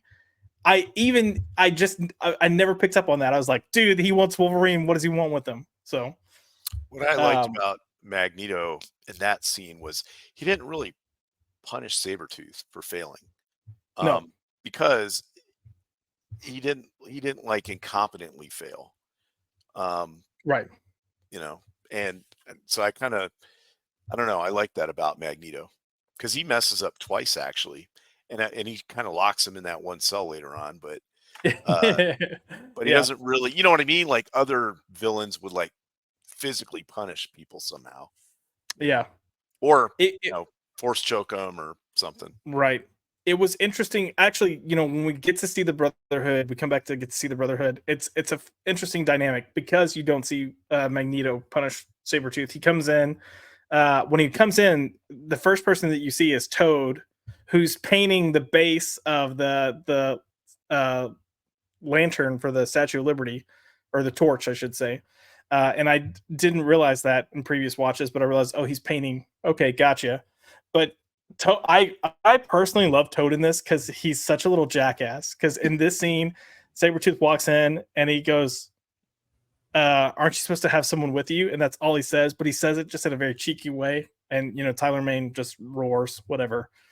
Then when Magneto sees him, he said Sabretooth just says they knew, meaning they knew I was coming. So it worked. Right, and that's respect. Exactly. Yes, yeah. And that's why Magneto didn't punish him is because, well, it wasn't because he was incompetent. Right. We'll kind of focus on the Brotherhood for a second because we also learn shortly after this that we think he's after Magneto. I mean, we think he's after Wolverine. We know that's not the case with the whole film. But they have like another plan that's in play. So we get to see Senator Kelly, and we learn shortly after this that Mystique has been impersonating Henry Gyrick for, I think he says a few weeks now or a few months now. Sometime. It just says sometime. Okay, for some time now. Her makeup design and just is so well done. This like whole reveal, everything. Yeah, this whole reveal I thought was great. Like, it's a blink and you miss it that Toad's flying that helicopter, Yep. And then, they Senator Kelly and Henry Gyrick get on there, and they're kind of having their conversations, and Senator Kelly's doing his own thing. And it's the moment he looks out of the helicopter and realizes they're not going wherever they're supposed to be going. And he says, "Where the hell are we?" And then it's out of focus and like peripheral that you see Henry Gyrick start transforming into Mystique. And I just remember being like, dude, this is so bomb. And then it focuses and you get to see like the scales just kind of like coming up and changing. As much as I want to say the effects could have used some help, this was something that looked so good.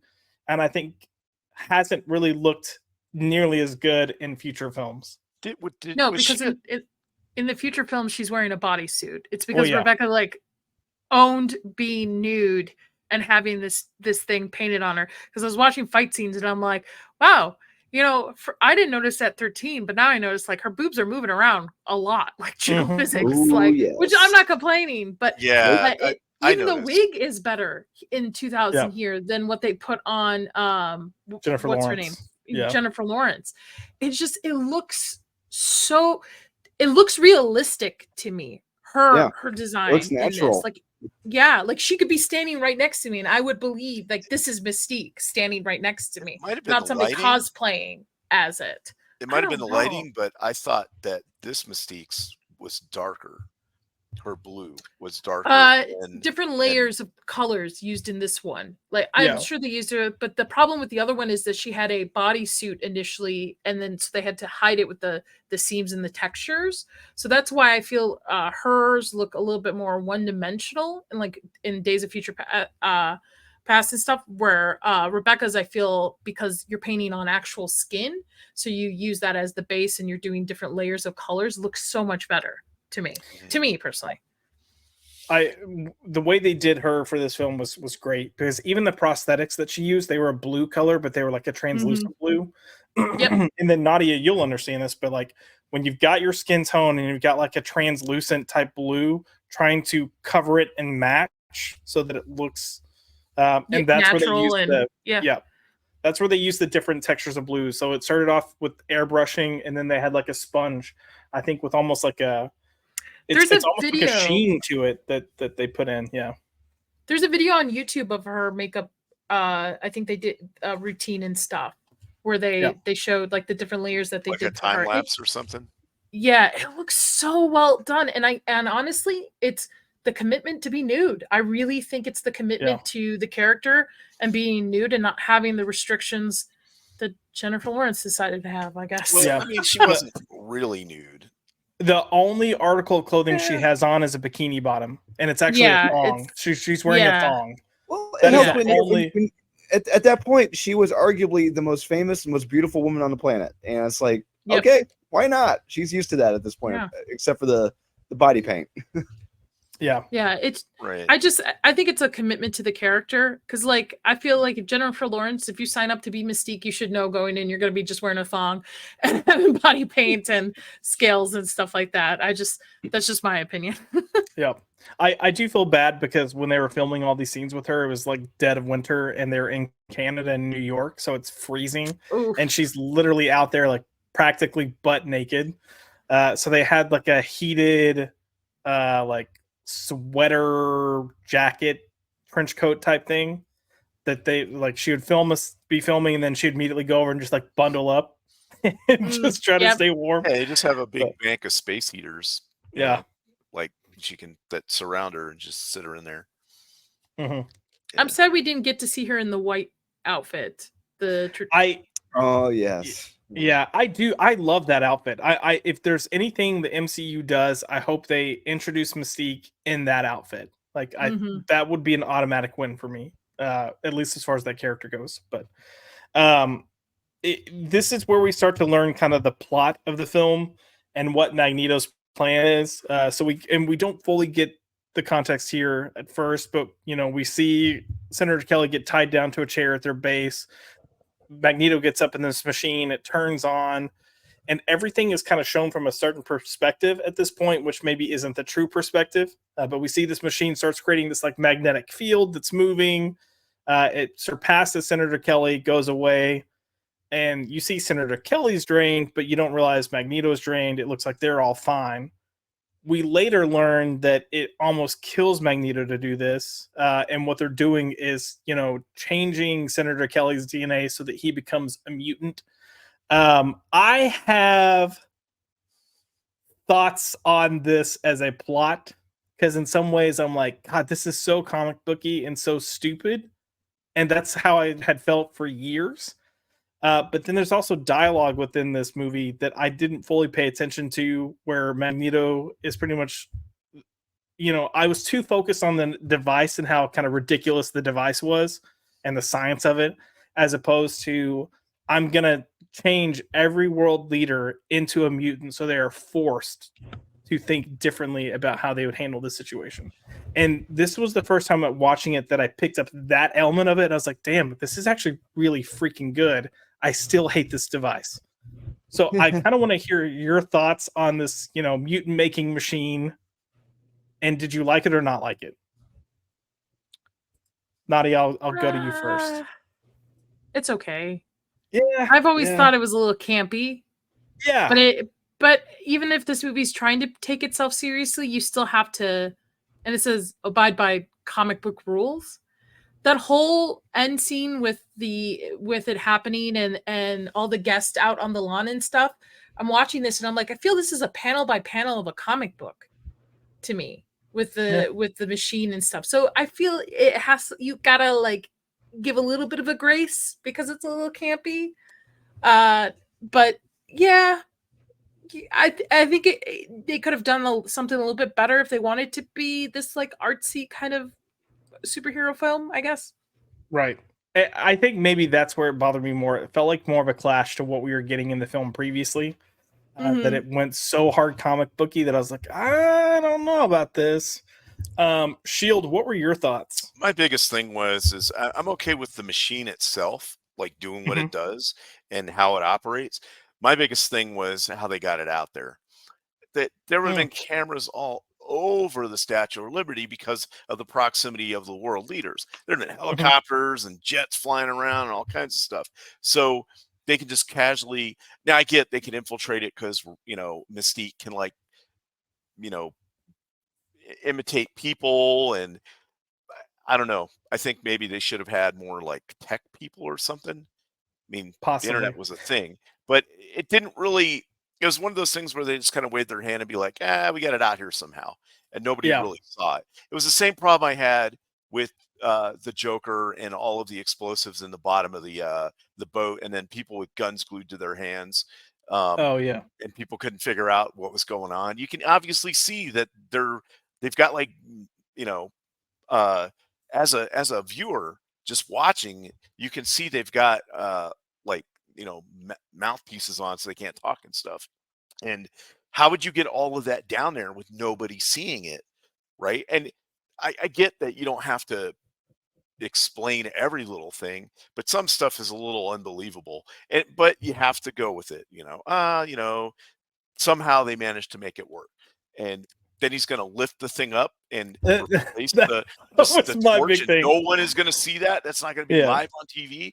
And now maybe it would be, and there's nothing they could do because by the time they try to get over there, because it's pre 9/11, right?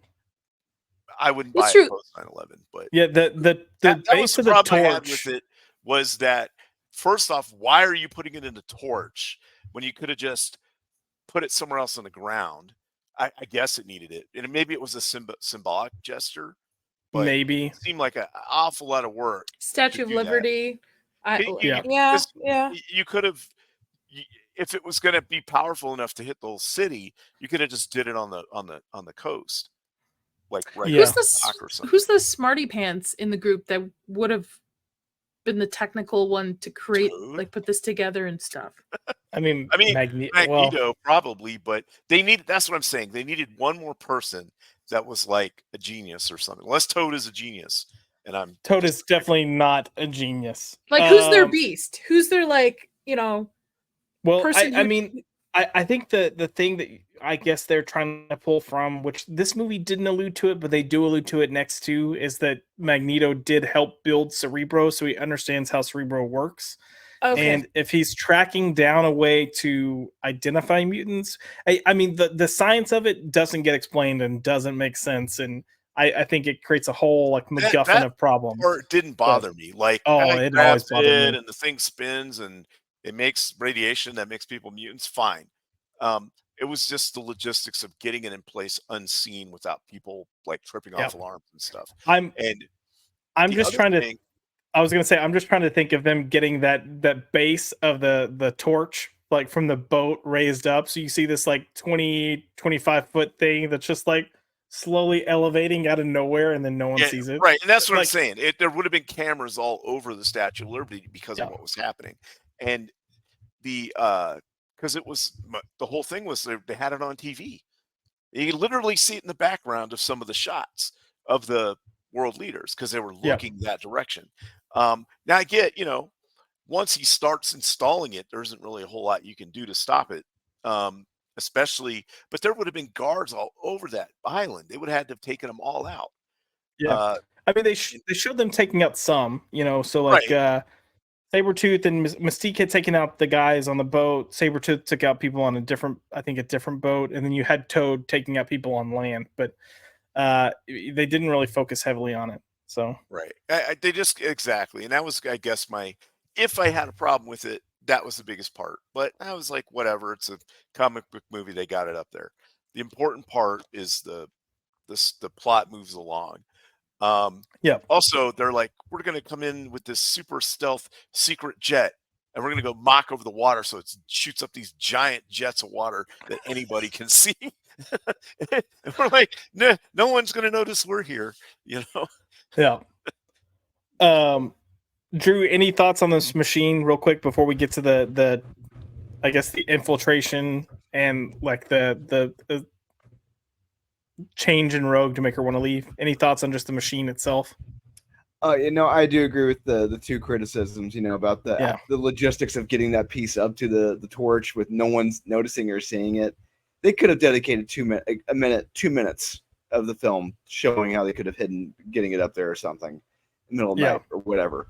But and the just the building of the device itself. It's like, because Magneto, like you said, he did build Cerebro, but he's not really a scientist. He's and he's not really. He doesn't really know how radiation works outside of being a mutant himself. But it's just it's like that's a bit of a stretch. What would have been better, this is me thinking, is if they found it at like a secret like DARPA thing and they stole it. Like it was some kind of technology that somebody was working on and they stole it from them. Like that could have been like in the news headline. It could have been like a news headline after talking about the Liberty Island stuff. Still, like, the authorities are still trying to locate the radiation device stolen from DARPA last week. Well, it been a situation where the device may have been created to try to, eradicate people of their mutant genome, and instead realized that it was causing mutant genomes. And then, there's so many things you could have done that would have just helped settle it a little bit. But and even though it's not a huge deal, it was just one of those things that I've always been like, I don't know about this. And I totally understand why they chose the Statue of Liberty, because it's very symbolic. Yeah. And especially back then, people would see, the statue's being defiled. They're true villains. True. Before we get to the final scene on the island, though, we do have some kind of things that take place where we do have Wolverine that's having and this is back at the expansion, but Logan's having a nightmare, and Rogue, for whatever reason, decides to go in and check on him. Yeah, why is a child checking on a grown ass adult? Can I ask? It goes back to that connection that they have, and I think she kind of has a crush on him. Oh no, absolutely, yeah. It's very clear later in the train when she's getting ready to lean in for a kiss on Logan before Magneto kidnaps her. So yeah, it is very clearly there. Maybe that was very subtle though. It wasn't like you know what I mean? Like he didn't have to block her out or whatever. No. But I could tell there was a little bit of that tension there, but I felt like it was always on her side. Yes. Yeah. He wasn't. Yes. Yeah. Because she's a child. Yeah. But like, it doesn't matter if she's 18 or not. To him, she's still, right, in a sense, a child. Yeah. Well, I think most younger girls that I know that were around the age of like 14 or 15, there was typically like a teacher or something that they were always like, "Oh my God, Mr. So and so," No, you never had a teacher. You didn't think there's nope. I never had okay. teachers. Listen, I'm just gonna put this out there. We had a Texas history teacher named Mr. Stewart, and all the girls were like gaga over him. And he Including really Josh. wasn't even no, he really wasn't even that good of a looking guy. He was just a normal, nice guy, but was also kind of like rugged to a degree, manly. And I think all the girls were kind of like, when I get older, I want a husband like that, but if Hugh Jackman's sitting next to me on a train and I'm 17, I get it. But we're talking about science teachers and stuff at school. That is a. But has Drew, has Rogue ever had like a thing for Wolverine? No, not really. No, I didn't think so. Like even in the cartoon, I don't think so either. No, she does like older men though. Yeah, yes. See, Josh. Yeah. In the comics, it's touched upon the animated series. Yeah, she had a thing with Magneto. Yeah. And Gambit. Those are really the two relationships: Magneto and Gambit. Yeah, pretty much. But anyways, she goes to Wolverine as he's having this nightmare. In this very sheer nighty, by the way, dressed. Okay, with her back exposed as she's tried so hard. Yeah. As she's tried so why hard would it not have to hood on it? I don't know. It's weird. Costume design choice. Yeah. But he wakes up and stabs her. And I remember when I watched this for the first time, little 12-year-old me was like, oh shit, they just killed Rogue, because I wasn't thinking about her touching him and taking his power, which is obvious, but still. It's a nice shock value moment, which then she takes his ability, she heals. But the whole point of this is Mystique has now infiltrated the school and kind of takes one of this. So she utilizes this to try to isolate Rogue and push her away. So she pretends to be Bobby, Iceman, who Rogue had become friends with, and, feeds her the information that Professor X is pissed. Like the kids are all terrified of her. She needs to just go because she's not going to fit in. Like, you can't attack other mutants. So all these things. And someone that's already kind of been in flight mode, I think she just reverts right back into it, because she fell into a place where she thought she could fit in, and then the person that she thought she was probably building the closest friendship with is now telling her, like, this isn't working for you, like you don't fit in here. So she bails, and that kind of leads to a couple of cool things, and we'll kind of touch on these a little bit. But we see the first use of Cerebro as they try to track her down. And I remember at the time, this was considered like great CGI and great technology. And I remember thinking it looked really cool. And I love seeing all the like white smoky individuals. And then the mutant Rogue shows up in color. But it also leads to the full exchange at the train station. So you have Cyclops and Storm that are going. Wolverine takes off on his own and steals Cyclops' motorcycle. But you have the Brotherhood of Mutants showing up as well. You still think Magneto's going after Wolverine. It's just kind of like a cascade of really quick moments that Wolverine has a nice sit-down conversation with Rogue, talking about, you do fit in. I think if you're going to have anyone that helps you, it's going to be these people. Maybe give them another chance. You have the altercation between Sabretooth and Toad and Cyclops and Storm inside. And then Magneto comes onto the train to confront Wolverine. I thought these were actually great scenes. So I kind of want to hear y'all's thoughts. What were some of your favorite moments in this, or what did you think worked or didn't work? And I'm going to go to Drew first for the train station scene. I love seeing Magneto lift Wolverine, how he's testing his metal and everything. He's kind of stretching out the claws. I really dug that, because for a brief second watching it, I'm thinking, oh my God, is he going to pull it out of him? They're going to do an X-Men 25. They're going to pull the adamantium out of him? But no, they didn't do that.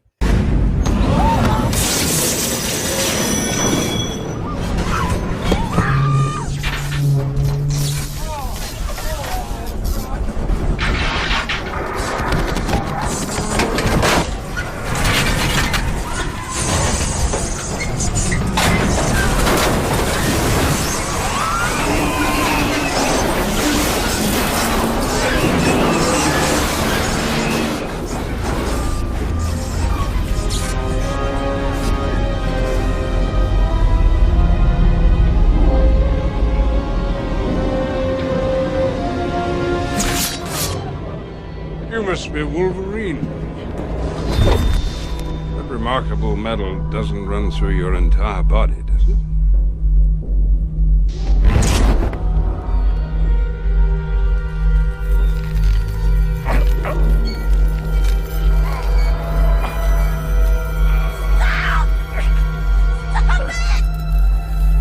What the hell do you want with me? You? My dear boy. Whoever said I wanted you?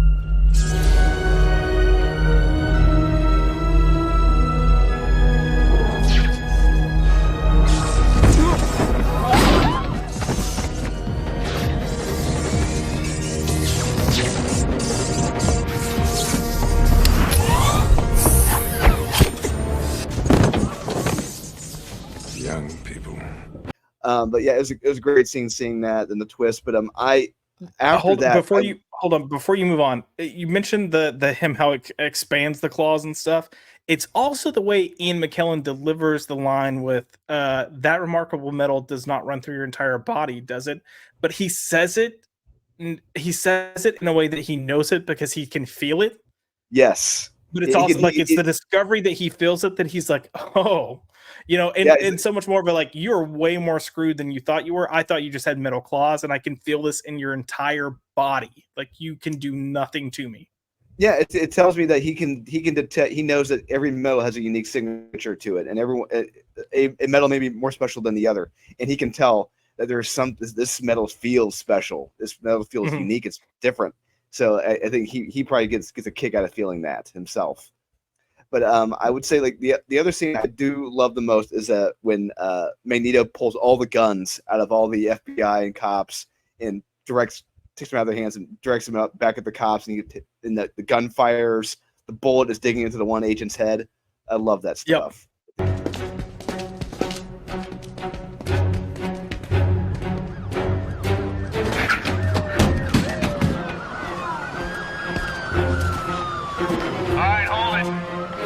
Right there. Stay where you are. Put your hands over your heads. Now.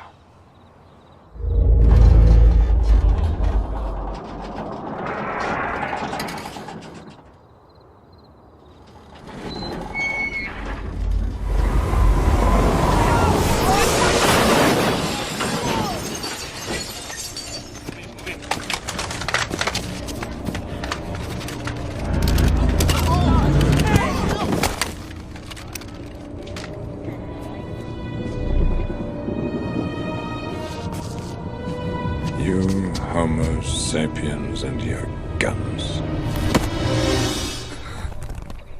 That's enough, Eric.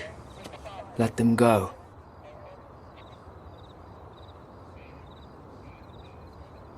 Why not come out where I can see you, Charles? What do you want her for? Can't you read my mind?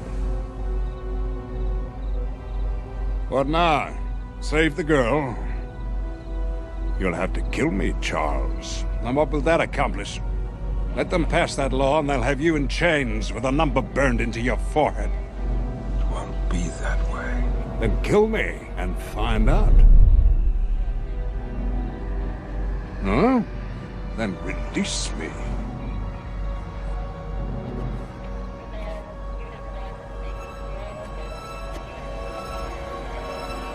Fine.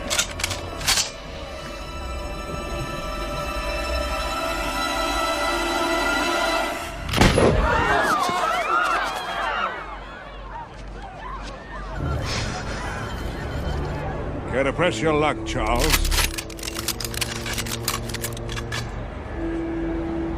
I don't think I can stop them all.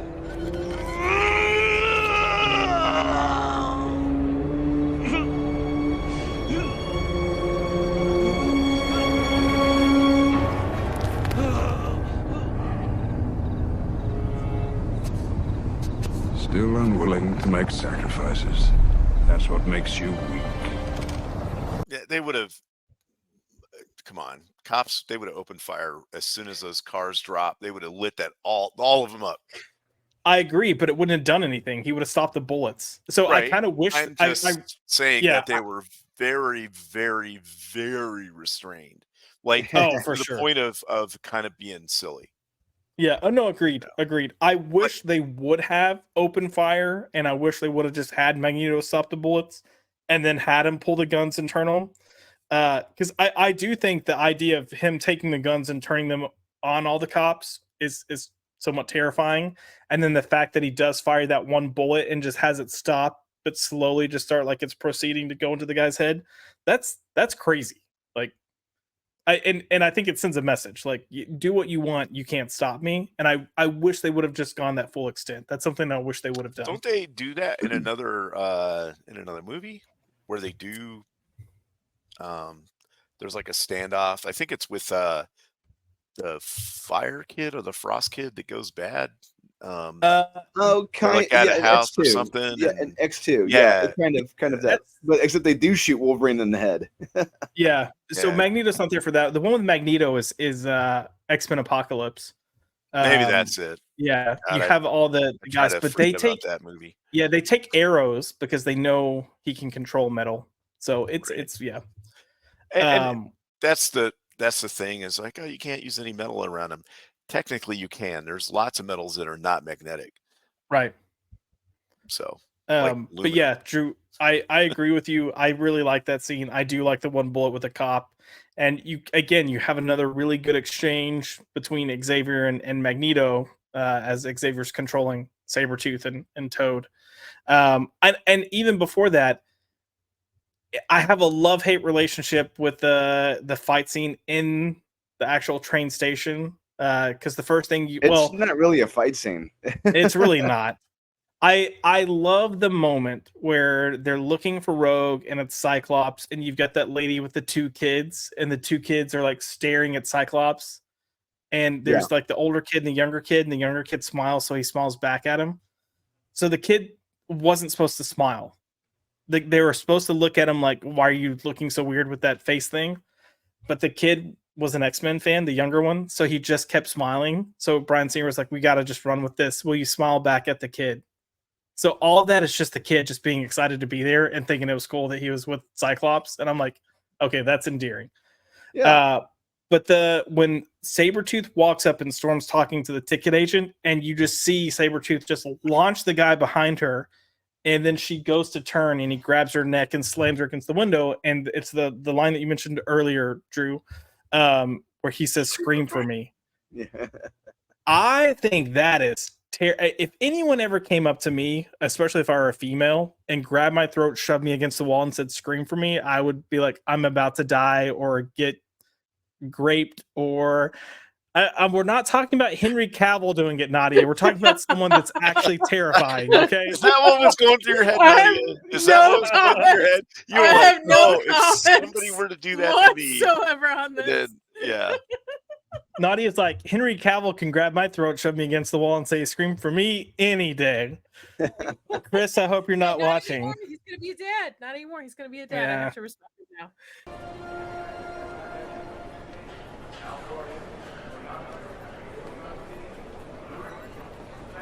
Come along now. I told you. She's about 17. My height. Has brown hair. And she...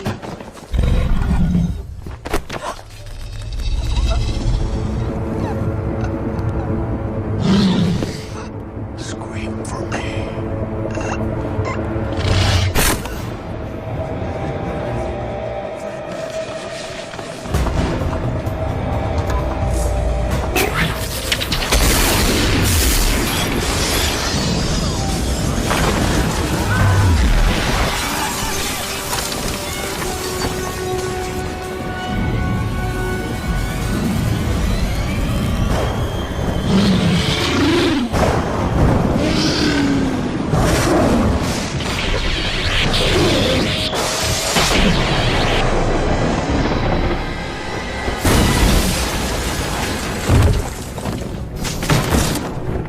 What's that?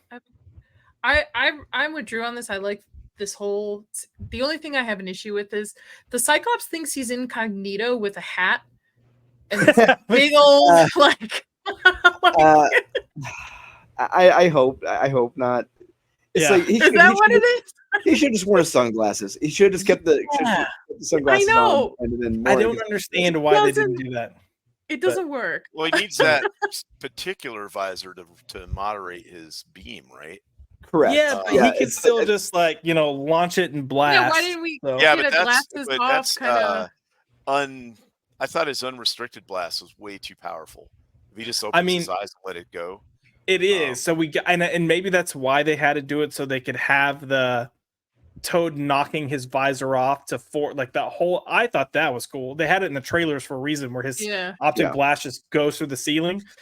That's Now, like the one time you get to see how strong he actually is. In the comic books, when he was a kid, initially he could control it, right? But he got hit in the head or something. No. Yeah. I thought he got hurt, and that's why he can't. No. He could always see. He was able to see. It wasn't until he landed with his brother out of the aircraft when he hit the ground. That's what activated his powers when he hit the ground. Oh, okay. So he's normal before that. Well, and I think that hit, it caused it to be uncontrollable. Mhm. Right. Just the It's hat, kind of like a man. twofer. Yeah. The hat just like, oh, that's your disguise. Like everybody else has normal clothes. Like we're human.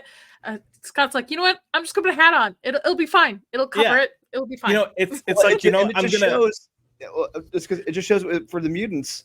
You can't always hide it with some people. With Cyclops, you can't hide it. But the fact of wearing the visor instead of sunglasses, like I'm gonna go incognito. I'm gonna put a hat on, and you're like, all right, cool, I get that. And then they're like, I'm gonna wear the visor. It's the equivalent of me being like, I'm gonna get one of those glasses with a fake nose and the mustache. No one's gonna notice. It's like everyone's gonna notice. Maybe what they should have had him do was wear the glasses, and then he pulled that thing like out of his jacket or something and put it on. Like that would have been good. Yeah. A little side note. Sorry. Go ahead, Drew. I was gonna say a little side note. I always wanted those sunglasses when they came out because Oakley made those sunglasses. They actually did. They were $300 sunglasses at the time. I'll never forget that. That's why my parents said no. I was really sad. Yeah, 300 bones back then. That's a lot of money. Yeah. Yes. I Those would are have some. been fine with just the glasses in this scene because Like- I think it would have been a lot cooler if his glasses got knocked off and then he doesn't have the visor. So what is he gonna do at this point? I think it could have worked instead of this bullshit that I'm looking at. Yeah, $300 back then. That was more than half my rent. Oh wow. Yeah. Yeah. Oof! I wish that was my rent. I Well, guess back then. Yeah. Yeah, 2000, man, 2000. I guess the other aspect of this too that we didn't really touch on is Mystique getting to Rogue wasn't the only thing she did while at the X Mansion. She went and messed with Cerebro. Oh yeah, she put which- the black jelly goo in there. Yeah. Yeah. Which again, I don't fully know how that works, or but whatever. We'll go with it. Because he helped build it. I mean, I totally bought that. He knew how to mess it up. And I just now, played where up she as kept that. I don't know. Yeah, like on her body. I will. Oh yeah, That should that. Oh well, yeah. Who we won't. We can't get onto that because this is a family-friendly show. Yeah, we call it snatch boxes. That's what we call them. So ultimately what this does is when we're leading into the climax, it takes Professor X out of the picture, it always takes Cerebro always takes he always got a migraine. Every other episode he's got a migraine. Like every other but they gotta limit it power because it's powerful. Also, for Mystique, if I recall right, she doesn't have that many lines really. I think she has she's a one model. line. Yeah. She has like one has line of dialogue in this, maybe. Yeah, she has one line, and it's when we first meet her, and she transforms from Henry Gyrick into Mystique, and she says, people like you are the reason I was afraid to go to school as a child. That is her one line in this entire film. Right. But in the second one, we really see her acting chops. In the second one, she does a damn good job. Well, and I think it's because when we get to the climax, and we talked about this at the very beginning, a lot of the action scenes kind of felt safe and not intense. I think out of all the fights that we see, because you have once the X-Men get to the island and they go, attack the Brotherhood, you've got the gift shop. You've got Mystique and Wolverine that kind of separate and they're doing their own fight. And I would say that's the one good fight. And you have Toad going toe to toe with Cyclops, Jean, and Storm. We'll start there because this was not great. Go ahead. Drew, aren't two of them Omega mutants? Wait, Omega Storm level, and yeah. Jean? Yeah, Storm is one, and so is Jean. Yeah. Yeah, And my Jean question for should have you- just ripped the arms off of Toad with her mind. Since you're the X-Men expert, I have a question because I asked my husband this and he didn't know. Is Jean an Omega mutant before the Phoenix or after? She is before. She Before? has Okay. she has it in control. Yes. Yeah. Okay. And Drew, I don't know where you land on this with the comics, but I know there was a comic book story where Jean, as like a young teen, when she was developing her powers, like one of her close friends passed away in a car accident, I believe. Yeah. And when her telepathy kicked in, it was so strong that the Phoenix Force felt it. And that's kind of why the Phoenix Force kind of. I hate that. No, I don't okay, like yeah, that. but I'm just, that's why I said I don't know where you go with this. But No, I think that's don't kind of like where that. I think that's kind of where the idea of them showing like she is strong even without the Phoenix Force. But that's correct. I would be interested to know after this if you could let me know like where I should start. I would be interested to read more X-Men. Most of my X-Men is through Scarlet Witch. So like House of M and stuff. I would suggest, this is just me because I'm a bit of a snob on this. I would say read the I would honestly get the black and white editions. Get the essential X-Men or the black and whites. They are flipping gorgeous. It starts with giant size X-Men and on to like issue like I forget after like 100 something. But just read the essential X-Men's, starting with giant size X-Men and on. And that's the Chris Claremont, John Byrne, Dave Cockrum stuff. It's fantastic. Yeah. Okay. It's cool. I will say it's one of those things where sometimes the dialogue itself isn't the best, but the storytelling is top notch. And it the art all is just terrific. really, the art's terrific. But yeah, you've got Toad. We'll start with Toad, the Toad fight. So, Hot Toad topic kind of food. kicks. Excuse me. He kicks like Cyclops into a room, shuts the door, locks it. He spits in Jean's face to get this goop that covers her, so she's suffocating. That is and his then power. he goes, that was his power, and he's able to admit that mucus goop, and just I was just a going to hard say shell. something very crass, but yeah. and then he I guess web shooter. Wait, does that come out of you? And then he tongue whips Storm up into a top floor, a second floor, third floor, whatever it might be, and then goes up there and they have their altercation. And Drew, you asked about a Joss Whedon line, and one of the Joss Whedon, yes and no. It gets credited as a Joss Whedon line, and someone actually brought this up to him at one point, and he was like, "I hate that I'm tied to this line because it actually isn't the line that I wrote; it's half of the line that I wrote." But you have your martial arts kind of, let's do a throwback to Darth Maul. He kicks Storm in the elevator shaft. She falls. He kicks the pole, does the Darth Maul pose. There's your Star Wars throwback. Yay. Yep. Key jingling. Yay. But then, the elevator shaft starts shaking. For anybody who doesn't know, the actor playing Toad was Darth Maul. Oh, yes. Ray Park. Yeah. And Snake Eyes. Yeah. Who actually is a martial artist. So it's kind of sad they didn't utilize him more for martial arts. Like, wasted opportunity there.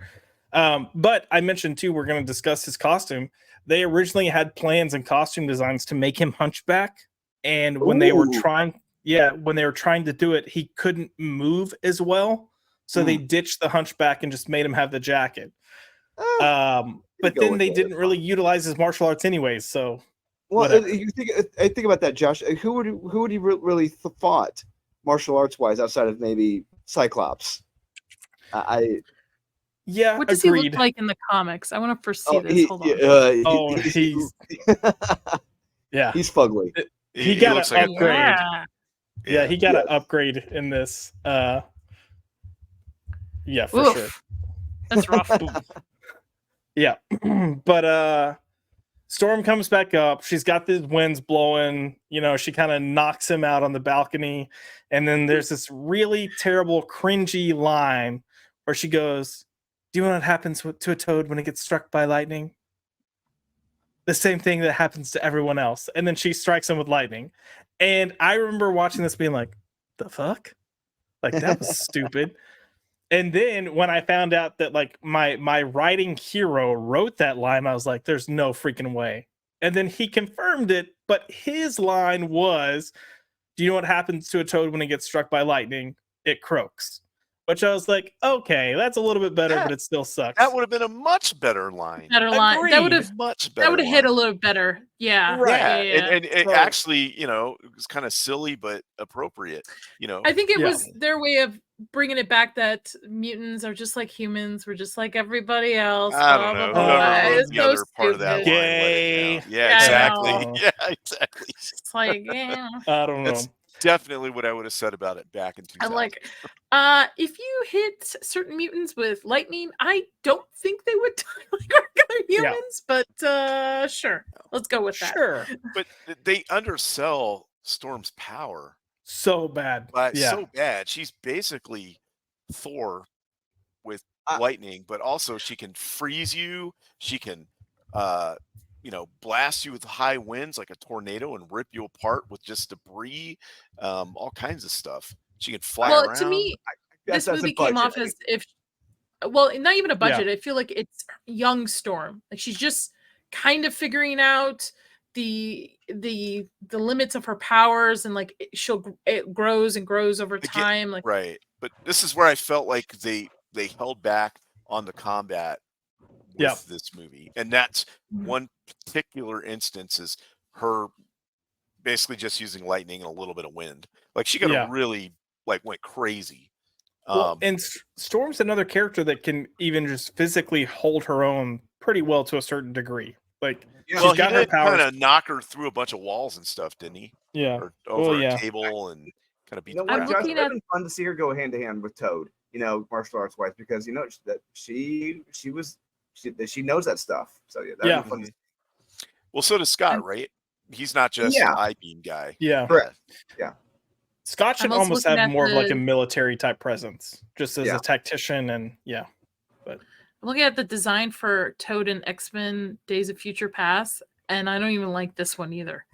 That's rough looking. Yeah. I totally forgot he was in that. He's in it for like a minute. That's it. It looks like he belongs in Hills Has Eyes. That's what he looks like. He belongs. You look him up in his comic book. I am with the orange and purple. Yeah. Yeah. You're saying in that one he looks like he's inbred or whatever. And some of it he's like fit, and then some of it he's like pudgy. Like oh, he has a toad. So he's got like toad flap. The other fight that happens in the gift shop is Mystique versus Wolverine, and I thought this was actually an excellent fight. I think this is the best choreographed fight in the entire thing. I think this. I think there are two things that really helped Rebecca Romijn. I think the fact that they didn't give her any lines and it made her presence so much more mysterious. I think that helped her, and then the fact that she kind of got to end cap the film with this fight scene with Wolverine where she held her own. And I think most people would be like, would she really hold her own? I thought it sold it pretty well, but you've got some good action. Go ahead. I thought Wolverine was a little clumsy, comparatively. He should be a little more agile and on his feet. He just kept getting knocked down and like flopping. And I think in later iterations, I still think she should have had to been just as good as fighter, but it should have been a little more, I don't know, kinetic, and he should have been a little less like, oh, you knocked me down. Oh, you knocked me down. Oh, you knocked me down. I counted like 3 or 4 times where she would just like do these backflip kicks and just knock him down. And I'm like, all right, he should be able to either block that or slice her legs off or something. And so, but I wasn't mad that she was like beating him up. I was fine with that. I just, he's a little more skilled of a fighter than that, I guess, is what I was thinking. And I think that's fair. Drew, would you agree? I mean, like, I think he should have won the fight, but Yeah, he should have, and but I do like how Mystique was just that limber, and just that her gymnastic skills or her agility is just that good. You know, I can go with that. Just she's almost like Toad, almost untouchable. You know, just keep jumping around, whizzing around. Right. I totally bought all the stuff she was doing, the moves and everything. She looked really good doing it. And the actress actually did a good job too. I don't know if that was all her own stunts or what was going on, but it was seamless however they did it. Like, you know what I mean? I wasn't like, oh, that's a stunt actor, that's a dude in a suit or something like that, you know? Like what you get nowadays. Yeah, I'll say, you know, one small detail I liked, it was when Mystique was still disguised as Wolverine and he was fighting himself. It's when Logan, the real Wolverine, slashes through her claws, and you see that moment of fear. And it's like it's him playing actually. Yeah. I like that. Yeah, part of me thought like, oh crap, did her fingers just get chopped off? But no. I like that moment too, and I like that they had her scream come through. Because I think you kind of needed that to a degree to understand who. I mean, like once the claws get cut, you should have known it was Mystique. But yeah, I thought it was a good scene. I didn't mind the flip kicks. And look, yes, Nadia. The blood on her wound looks so orange and so bad. Yeah, it made me mad, and that's all I have to say. I don't know if that was a mandate that like, okay, we can only have so much blood, or more blood would have made it rated R, and it was a no. But that was turn it orange. It was like an orange color, and I'm like, you know what it reminded me of? Like you have those little shortbread cookies with the little red jelly in the middle. It looked like that. Yeah. I did love. I liked the lead up to that though, because there was a split second where I thought the timing in that was perfect, because they timed that with Storm beating Toad, and then you see Storm approaching Wolverine, and if there's a split second where I thought that Wolverine was actually Mystique, and they, you know, she had tried to stab Storm, because they made Storm's eyes go white, and then they had him start turning yellow as claws came out, and you're like, oh, I thought that looked really good, but the wound itself was god awful. So bad. That was a pretty good expectations flip right there. Yeah. And that does bring us to the second Joss Whedon line in this. And so we brought this up the other night on Max's channel, but Joss Whedon wrote an entire X-Men script, and they took 2 lines, and that's all they used from the entire script of his script. Yeah. So one was the Storm line, and the other one is when Wolverine is meeting back up with Jean and Scott, and he opens that door, and Scott like goes to blast him, and he's like, "Whoa, it's me!" And then Scott's like, "Prove it," and Wolverine goes, "You're a dick." That's the other line. So, which I thought was funny, but yeah, I felt very in character. Yeah, it did. Did you feel like Jean and Scott were actually a couple? No. No. No. Yeah, no. I kept wondering why she would be with someone like that. Well, I could tell you why, because he was really the only age appropriate dude around there. Fair. And then Wolverine shows up. It's all she wrote. Let's talk about the torch of the Statue of Liberty and that final fight, because man, was it kind of rough. The CGI in that fight was. So you kind of have 2 different altercations. You've got Magneto coming down when they're in the torch, and he gets everyone kind of pinned against the wall, and then he's going to go up and start the torch rotation with Rogue, you know, draining himself of his power to give to her, so she does it. And then Sabretooth is kind of like the general that's left there to fight in case anything happens. Well, Wolverine breaks himself free, and then Wolverine and Sabretooth get into a fight. And this leads to them getting on top of the Statue of Liberty's head where the crown is, and they're slicing and dicing. And Wolverine gets thrown, and Nadia, it's your favorite scene in the entire movie, right? Like, so sorry. It's so bad. Where his claws grab like the tip You of don't- the tear, whatever. Yeah, just, like, the goes crown around. and goes around and cuts it off. You don't like that? And it's just black. It's Yeah. just like, hey, how do we do this? Let's go and take paint, Microsoft Paint. We'll just do black lines. I remember not think liking this even at the time. Yeah, even at the time, it looked a little bad, but it still had it was like a slow motion kind of thing, so that part kind of looked cool. Not as Zack Snyder slow motion, but like No. or normal slow motion. Yes. And yeah, it looked all right, and it was wonder cool what at the this would have time. looked like if Zack Snyder had directed the X-Men films. God. Are we talking like old Zack Snyder or? Yeah, like during this time, Zack Snyder. Yeah, I don't know. I think they might have been good. I mean, I liked Watchmen. A lot of people did, but yeah. Okay, so a lot of people have problems with Sucker Punch as far as the story goes and all that, but aesthetically, I thought it looked good. Yeah, you know what I mean. Yeah. So yeah. And he did fine on that one. I don't know what he was doing with Rebel Moon.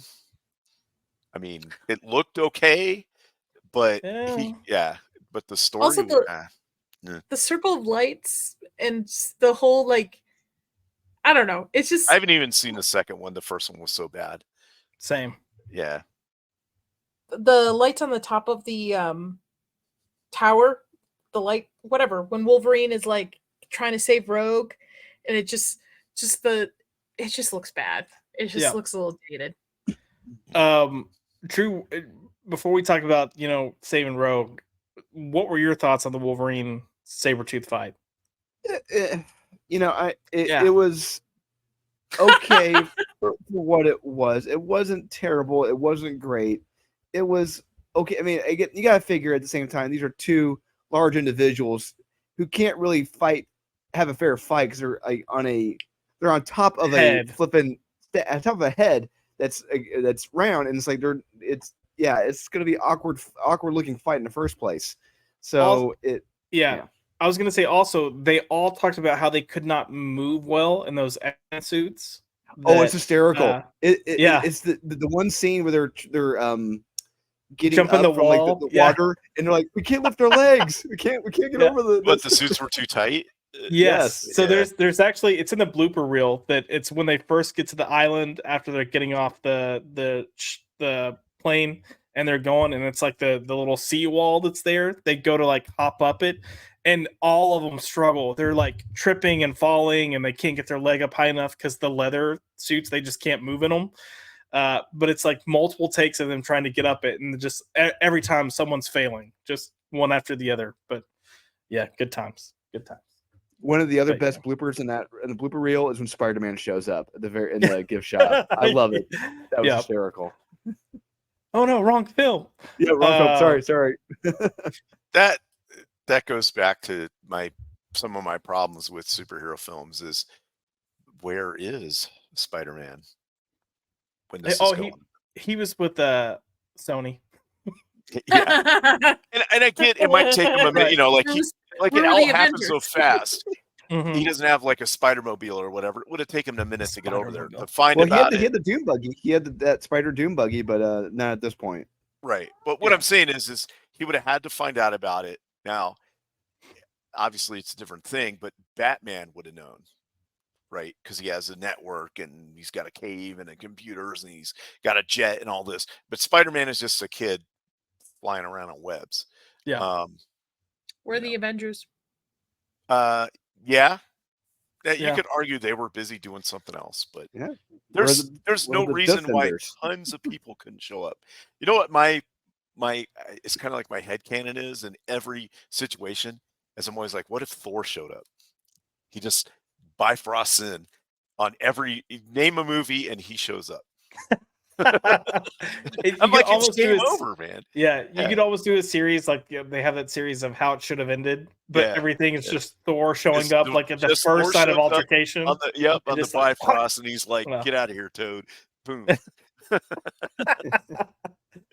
To get back to the end, Magneto does get the device going. Rogue's like locked up in there. It's essentially killing her. We do get her white hair streak from this, which it was fine. I didn't mind it. I like I'll go seeing the with white it. hair come in. Whoa, you didn't like it? No, I'll go with it. It makes Yeah. it makes sense in this case, sure. Now, in the comic book, how did she get it, or did she always? It was just always there. Okay. Yeah. But I think the big thing here is, like, yeah, they stopped Magneto, they stopped the device. But what I always remembered the most, especially the first time that I watched it, is I thought they'd legitimately killed Rogue in this moment. Because they do save her, they stop the device, and Wolverine's trying to like get to her, and he's holding her and he's touching her and he's taking his glove off and he's shoving her against his face, and nothing is happening. And they let that sit there and linger for like probably 4 or 5 seconds, 6 seconds. And I remember thinking like, oh shit, they really killed Rogue. Like, this is crazy. I don't know if y'all felt that same way when you I watched think it. because you were like 12 when you saw it. Yeah. Yeah, I think because I was older, I knew that they were never going to kill her because you can't do that. So, besides, you I can't have a mean, sequel. Nowadays they would, but oh yeah. well, I don't know. it would have been again, a guy, and then they would have killed him. I grew up in the Joss Whedon mindset of things of like nobody is safe ever. So I think that was also kind of in the back of my mind of I just think at that time that was not something that they would do. You know what I mean? Yeah, Especially for a possibly. comic book movie. Right. I think in some ways too, this movie had subverted so much of my expectations because it wasn't, in a lot of ways, it wasn't trying to be a comic book movie, that I think part of me thought like, oh, they really are gonna just do this. So yeah, they didn't. She ends up surviving and coming out. So any of y'all's thoughts on just this final kind of scene and her I coming will back? say that at the end of this gives us if you look very, very closely on Jean's eye, and when the blast goes away, you see Jean's eye is glowing yellow, and that is a first little hint of what's going to be happening in the X2. You got to look very closely. It's if you freeze frame it, you can see like her eye is glowing yellow very briefly. Then it goes away, and then she looks down like, oh my god, what just happened? And yeah, first little gleam of like the Phoenix Force. That's cool. I didn't even catch that in the rewatch. Wow. Yeah. Now when she tried to use Cerebro, did that activate something in her? I kind of feel like that was almost the intention of and again, Drew's probably gonna hate this because I know it's been in some types of media, but there are stories, and it's what they went with in the movies, that Professor X kind of tried to lock away her abilities because she was so powerful. And I'm wondering if that was kind of their intention even from the beginning, and that her saying like, "Oh no, I'm not strong enough to use Cerebro," was more so because she thought that because of Professor X, as opposed to. Well, I know in the other movies, him and Magneto go and like they got to clamp her down. Yeah, she's tearing up yeah. the whole neighborhood. Yeah. But you don't know So- that in this. Right. So, and I don't know if they knew that was where they were going to go exactly with the other So- movies already. So That's what I'm not sure about. I think but they knew almost, that she was going to eventually do the whole Phoenix thing. Yeah. And but I was wondering, because to me that would be the best way to demonstrate how her power got boosted was she tried to use Cerebro and it like did something to her. And so now she's unlocked this ability, but makes it uncontrollable or whatever. You can kind of go with it from there. So it was, to me, that would be a logical kind of next step. Yeah.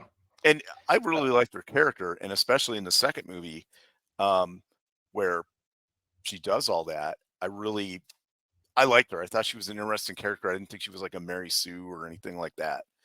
Yeah. They would call her that nowadays, which sucks. I don't know if they would, because even in the second film, she still struggles as she's like kind of tapping into the Phoenix Force.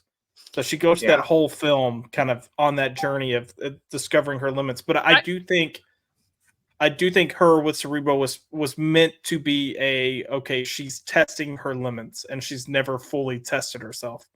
So yeah, I'm gonna be honest. I've never liked Jean. Not in the cartoon, not in any comics I've read. I think I don't know. She's very much to me a pick me girl. I don't like her. But that's just my taste. I feel like she's always the damsel in distress, and it just annoys the hell out of me all the time.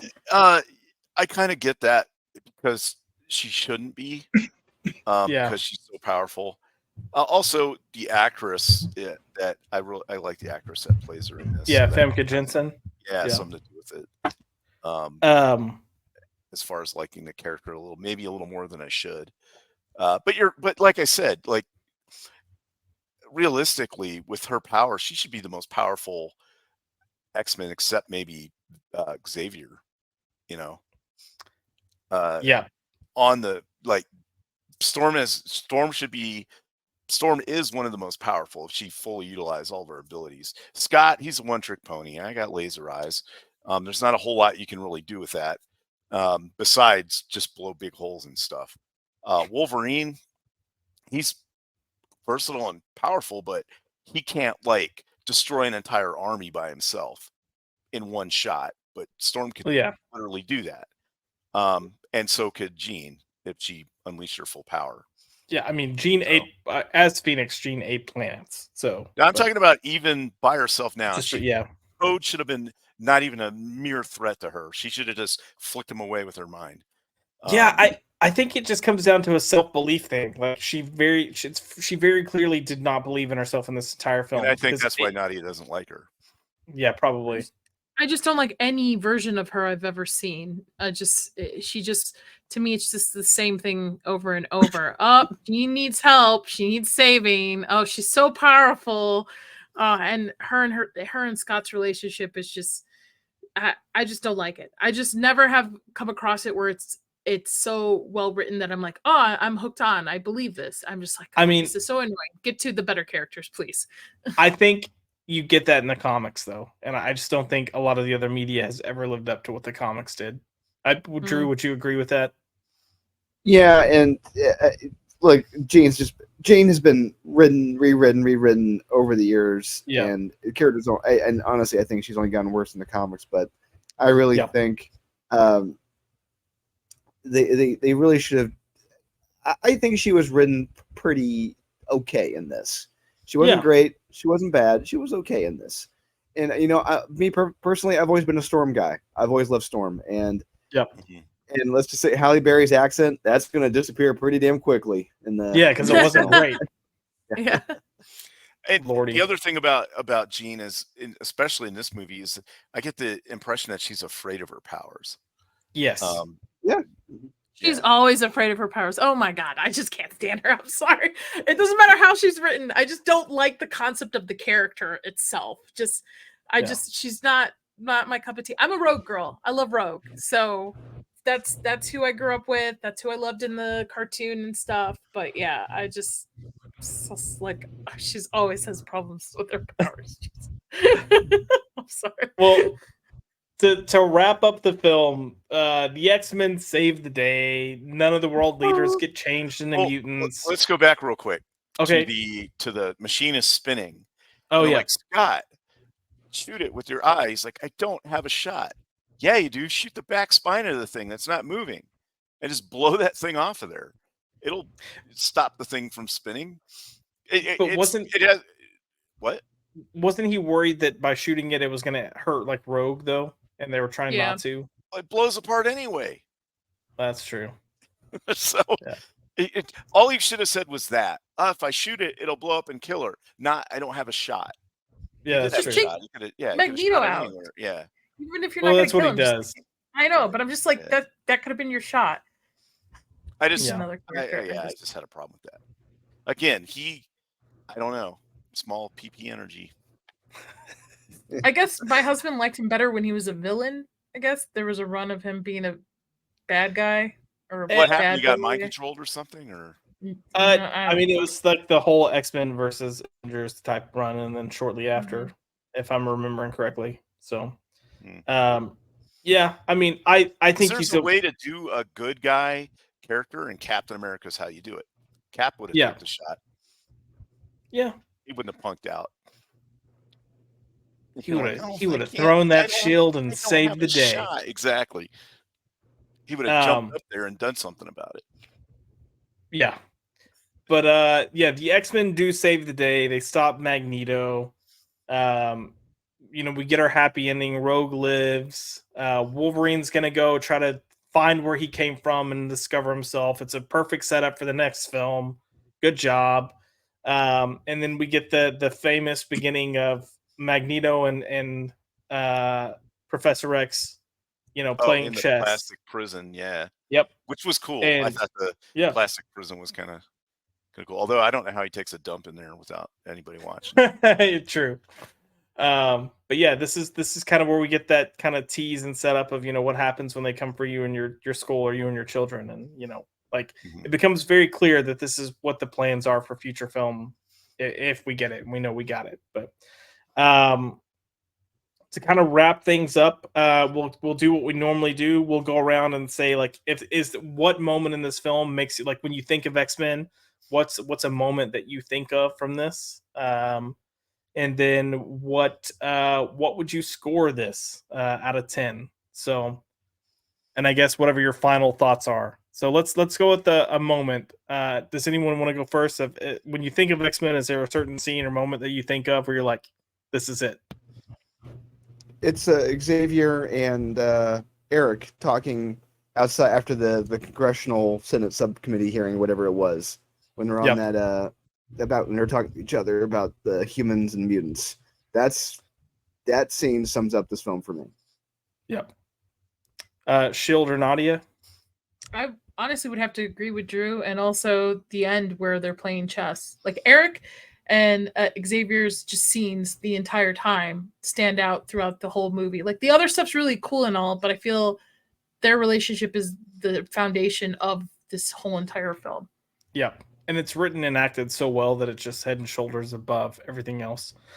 Shield, is there a separate moment for you that stands out, or no? No, not really. Just that end where that Eric has lived through something like that before, where people say, "Oh, it'll never happen to us," and just follow the rules and everything will be okay. Yeah. And he says, I've been that. I've seen this play before. I've lived through it, and I'm not going to allow it to happen again. Yeah. In so many words is what he says. And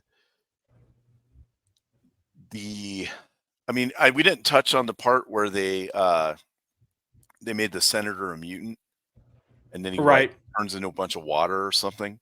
It turns into like a mussel and then turns into water. Yeah, they made him like a jellyfish guy or something. Yeah. But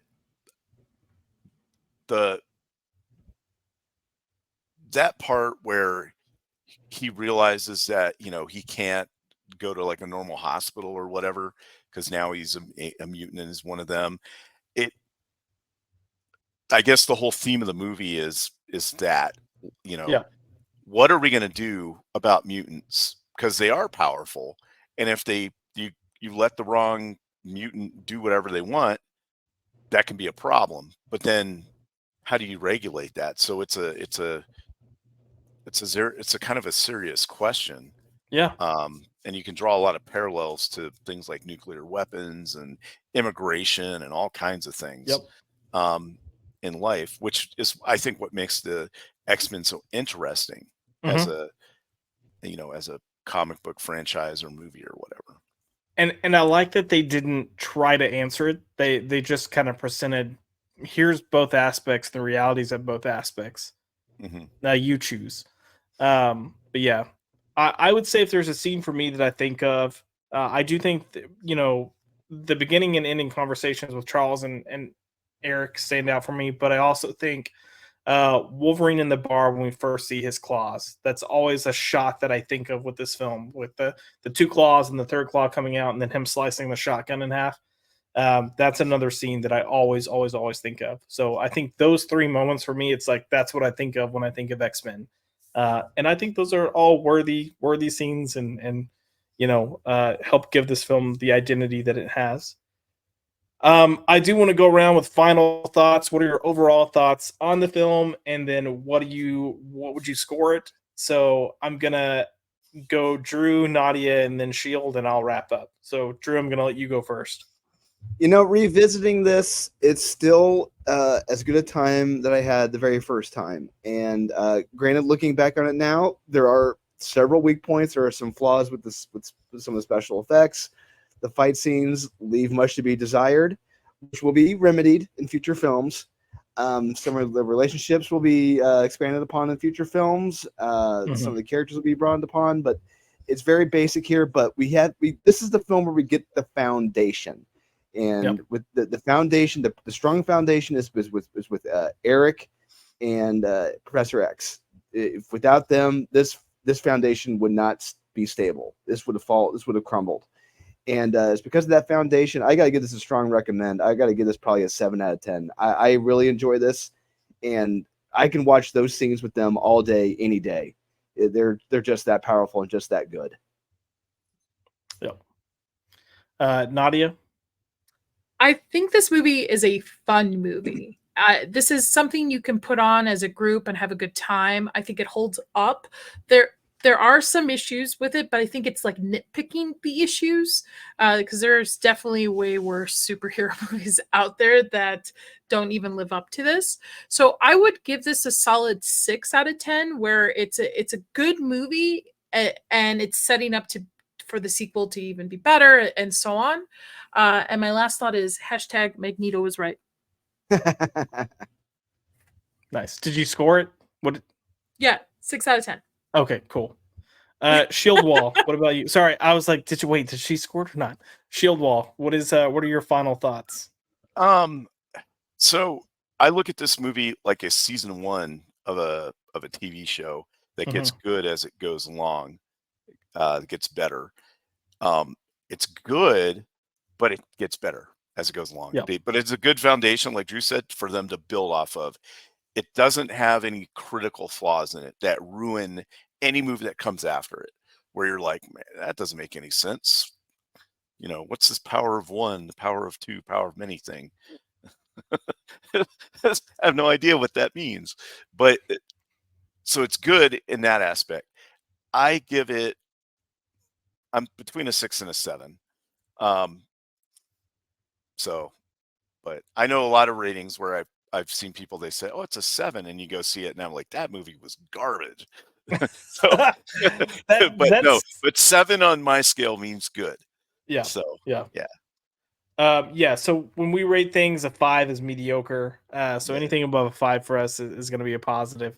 I think in a lot of ways this film works. I think it is a better character film than it is a superhero film. I think where it falls short is kind of in more of the superheroic aspects of it.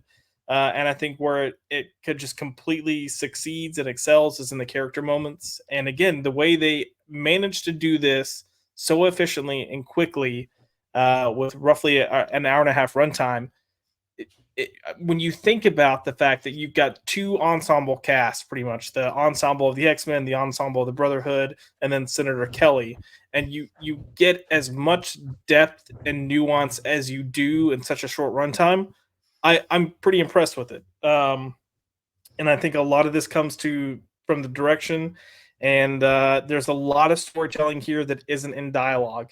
And I think we need to see more films like this because there's so much that takes place either in the background or in motion or even in reactions without dialogue to explain or support it. And I think that aids this and in a lot of ways makes that more comic booky than, I think a lot of comic book films now that decide they have to have exposition for everything. So I would probably give this, I think I'm going to fall in the 7 out of 10 as well. I think the film starts off so strong and I can't really knock it for the dated aspects because of when this came out. Like it was top notch in a lot of ways at that time.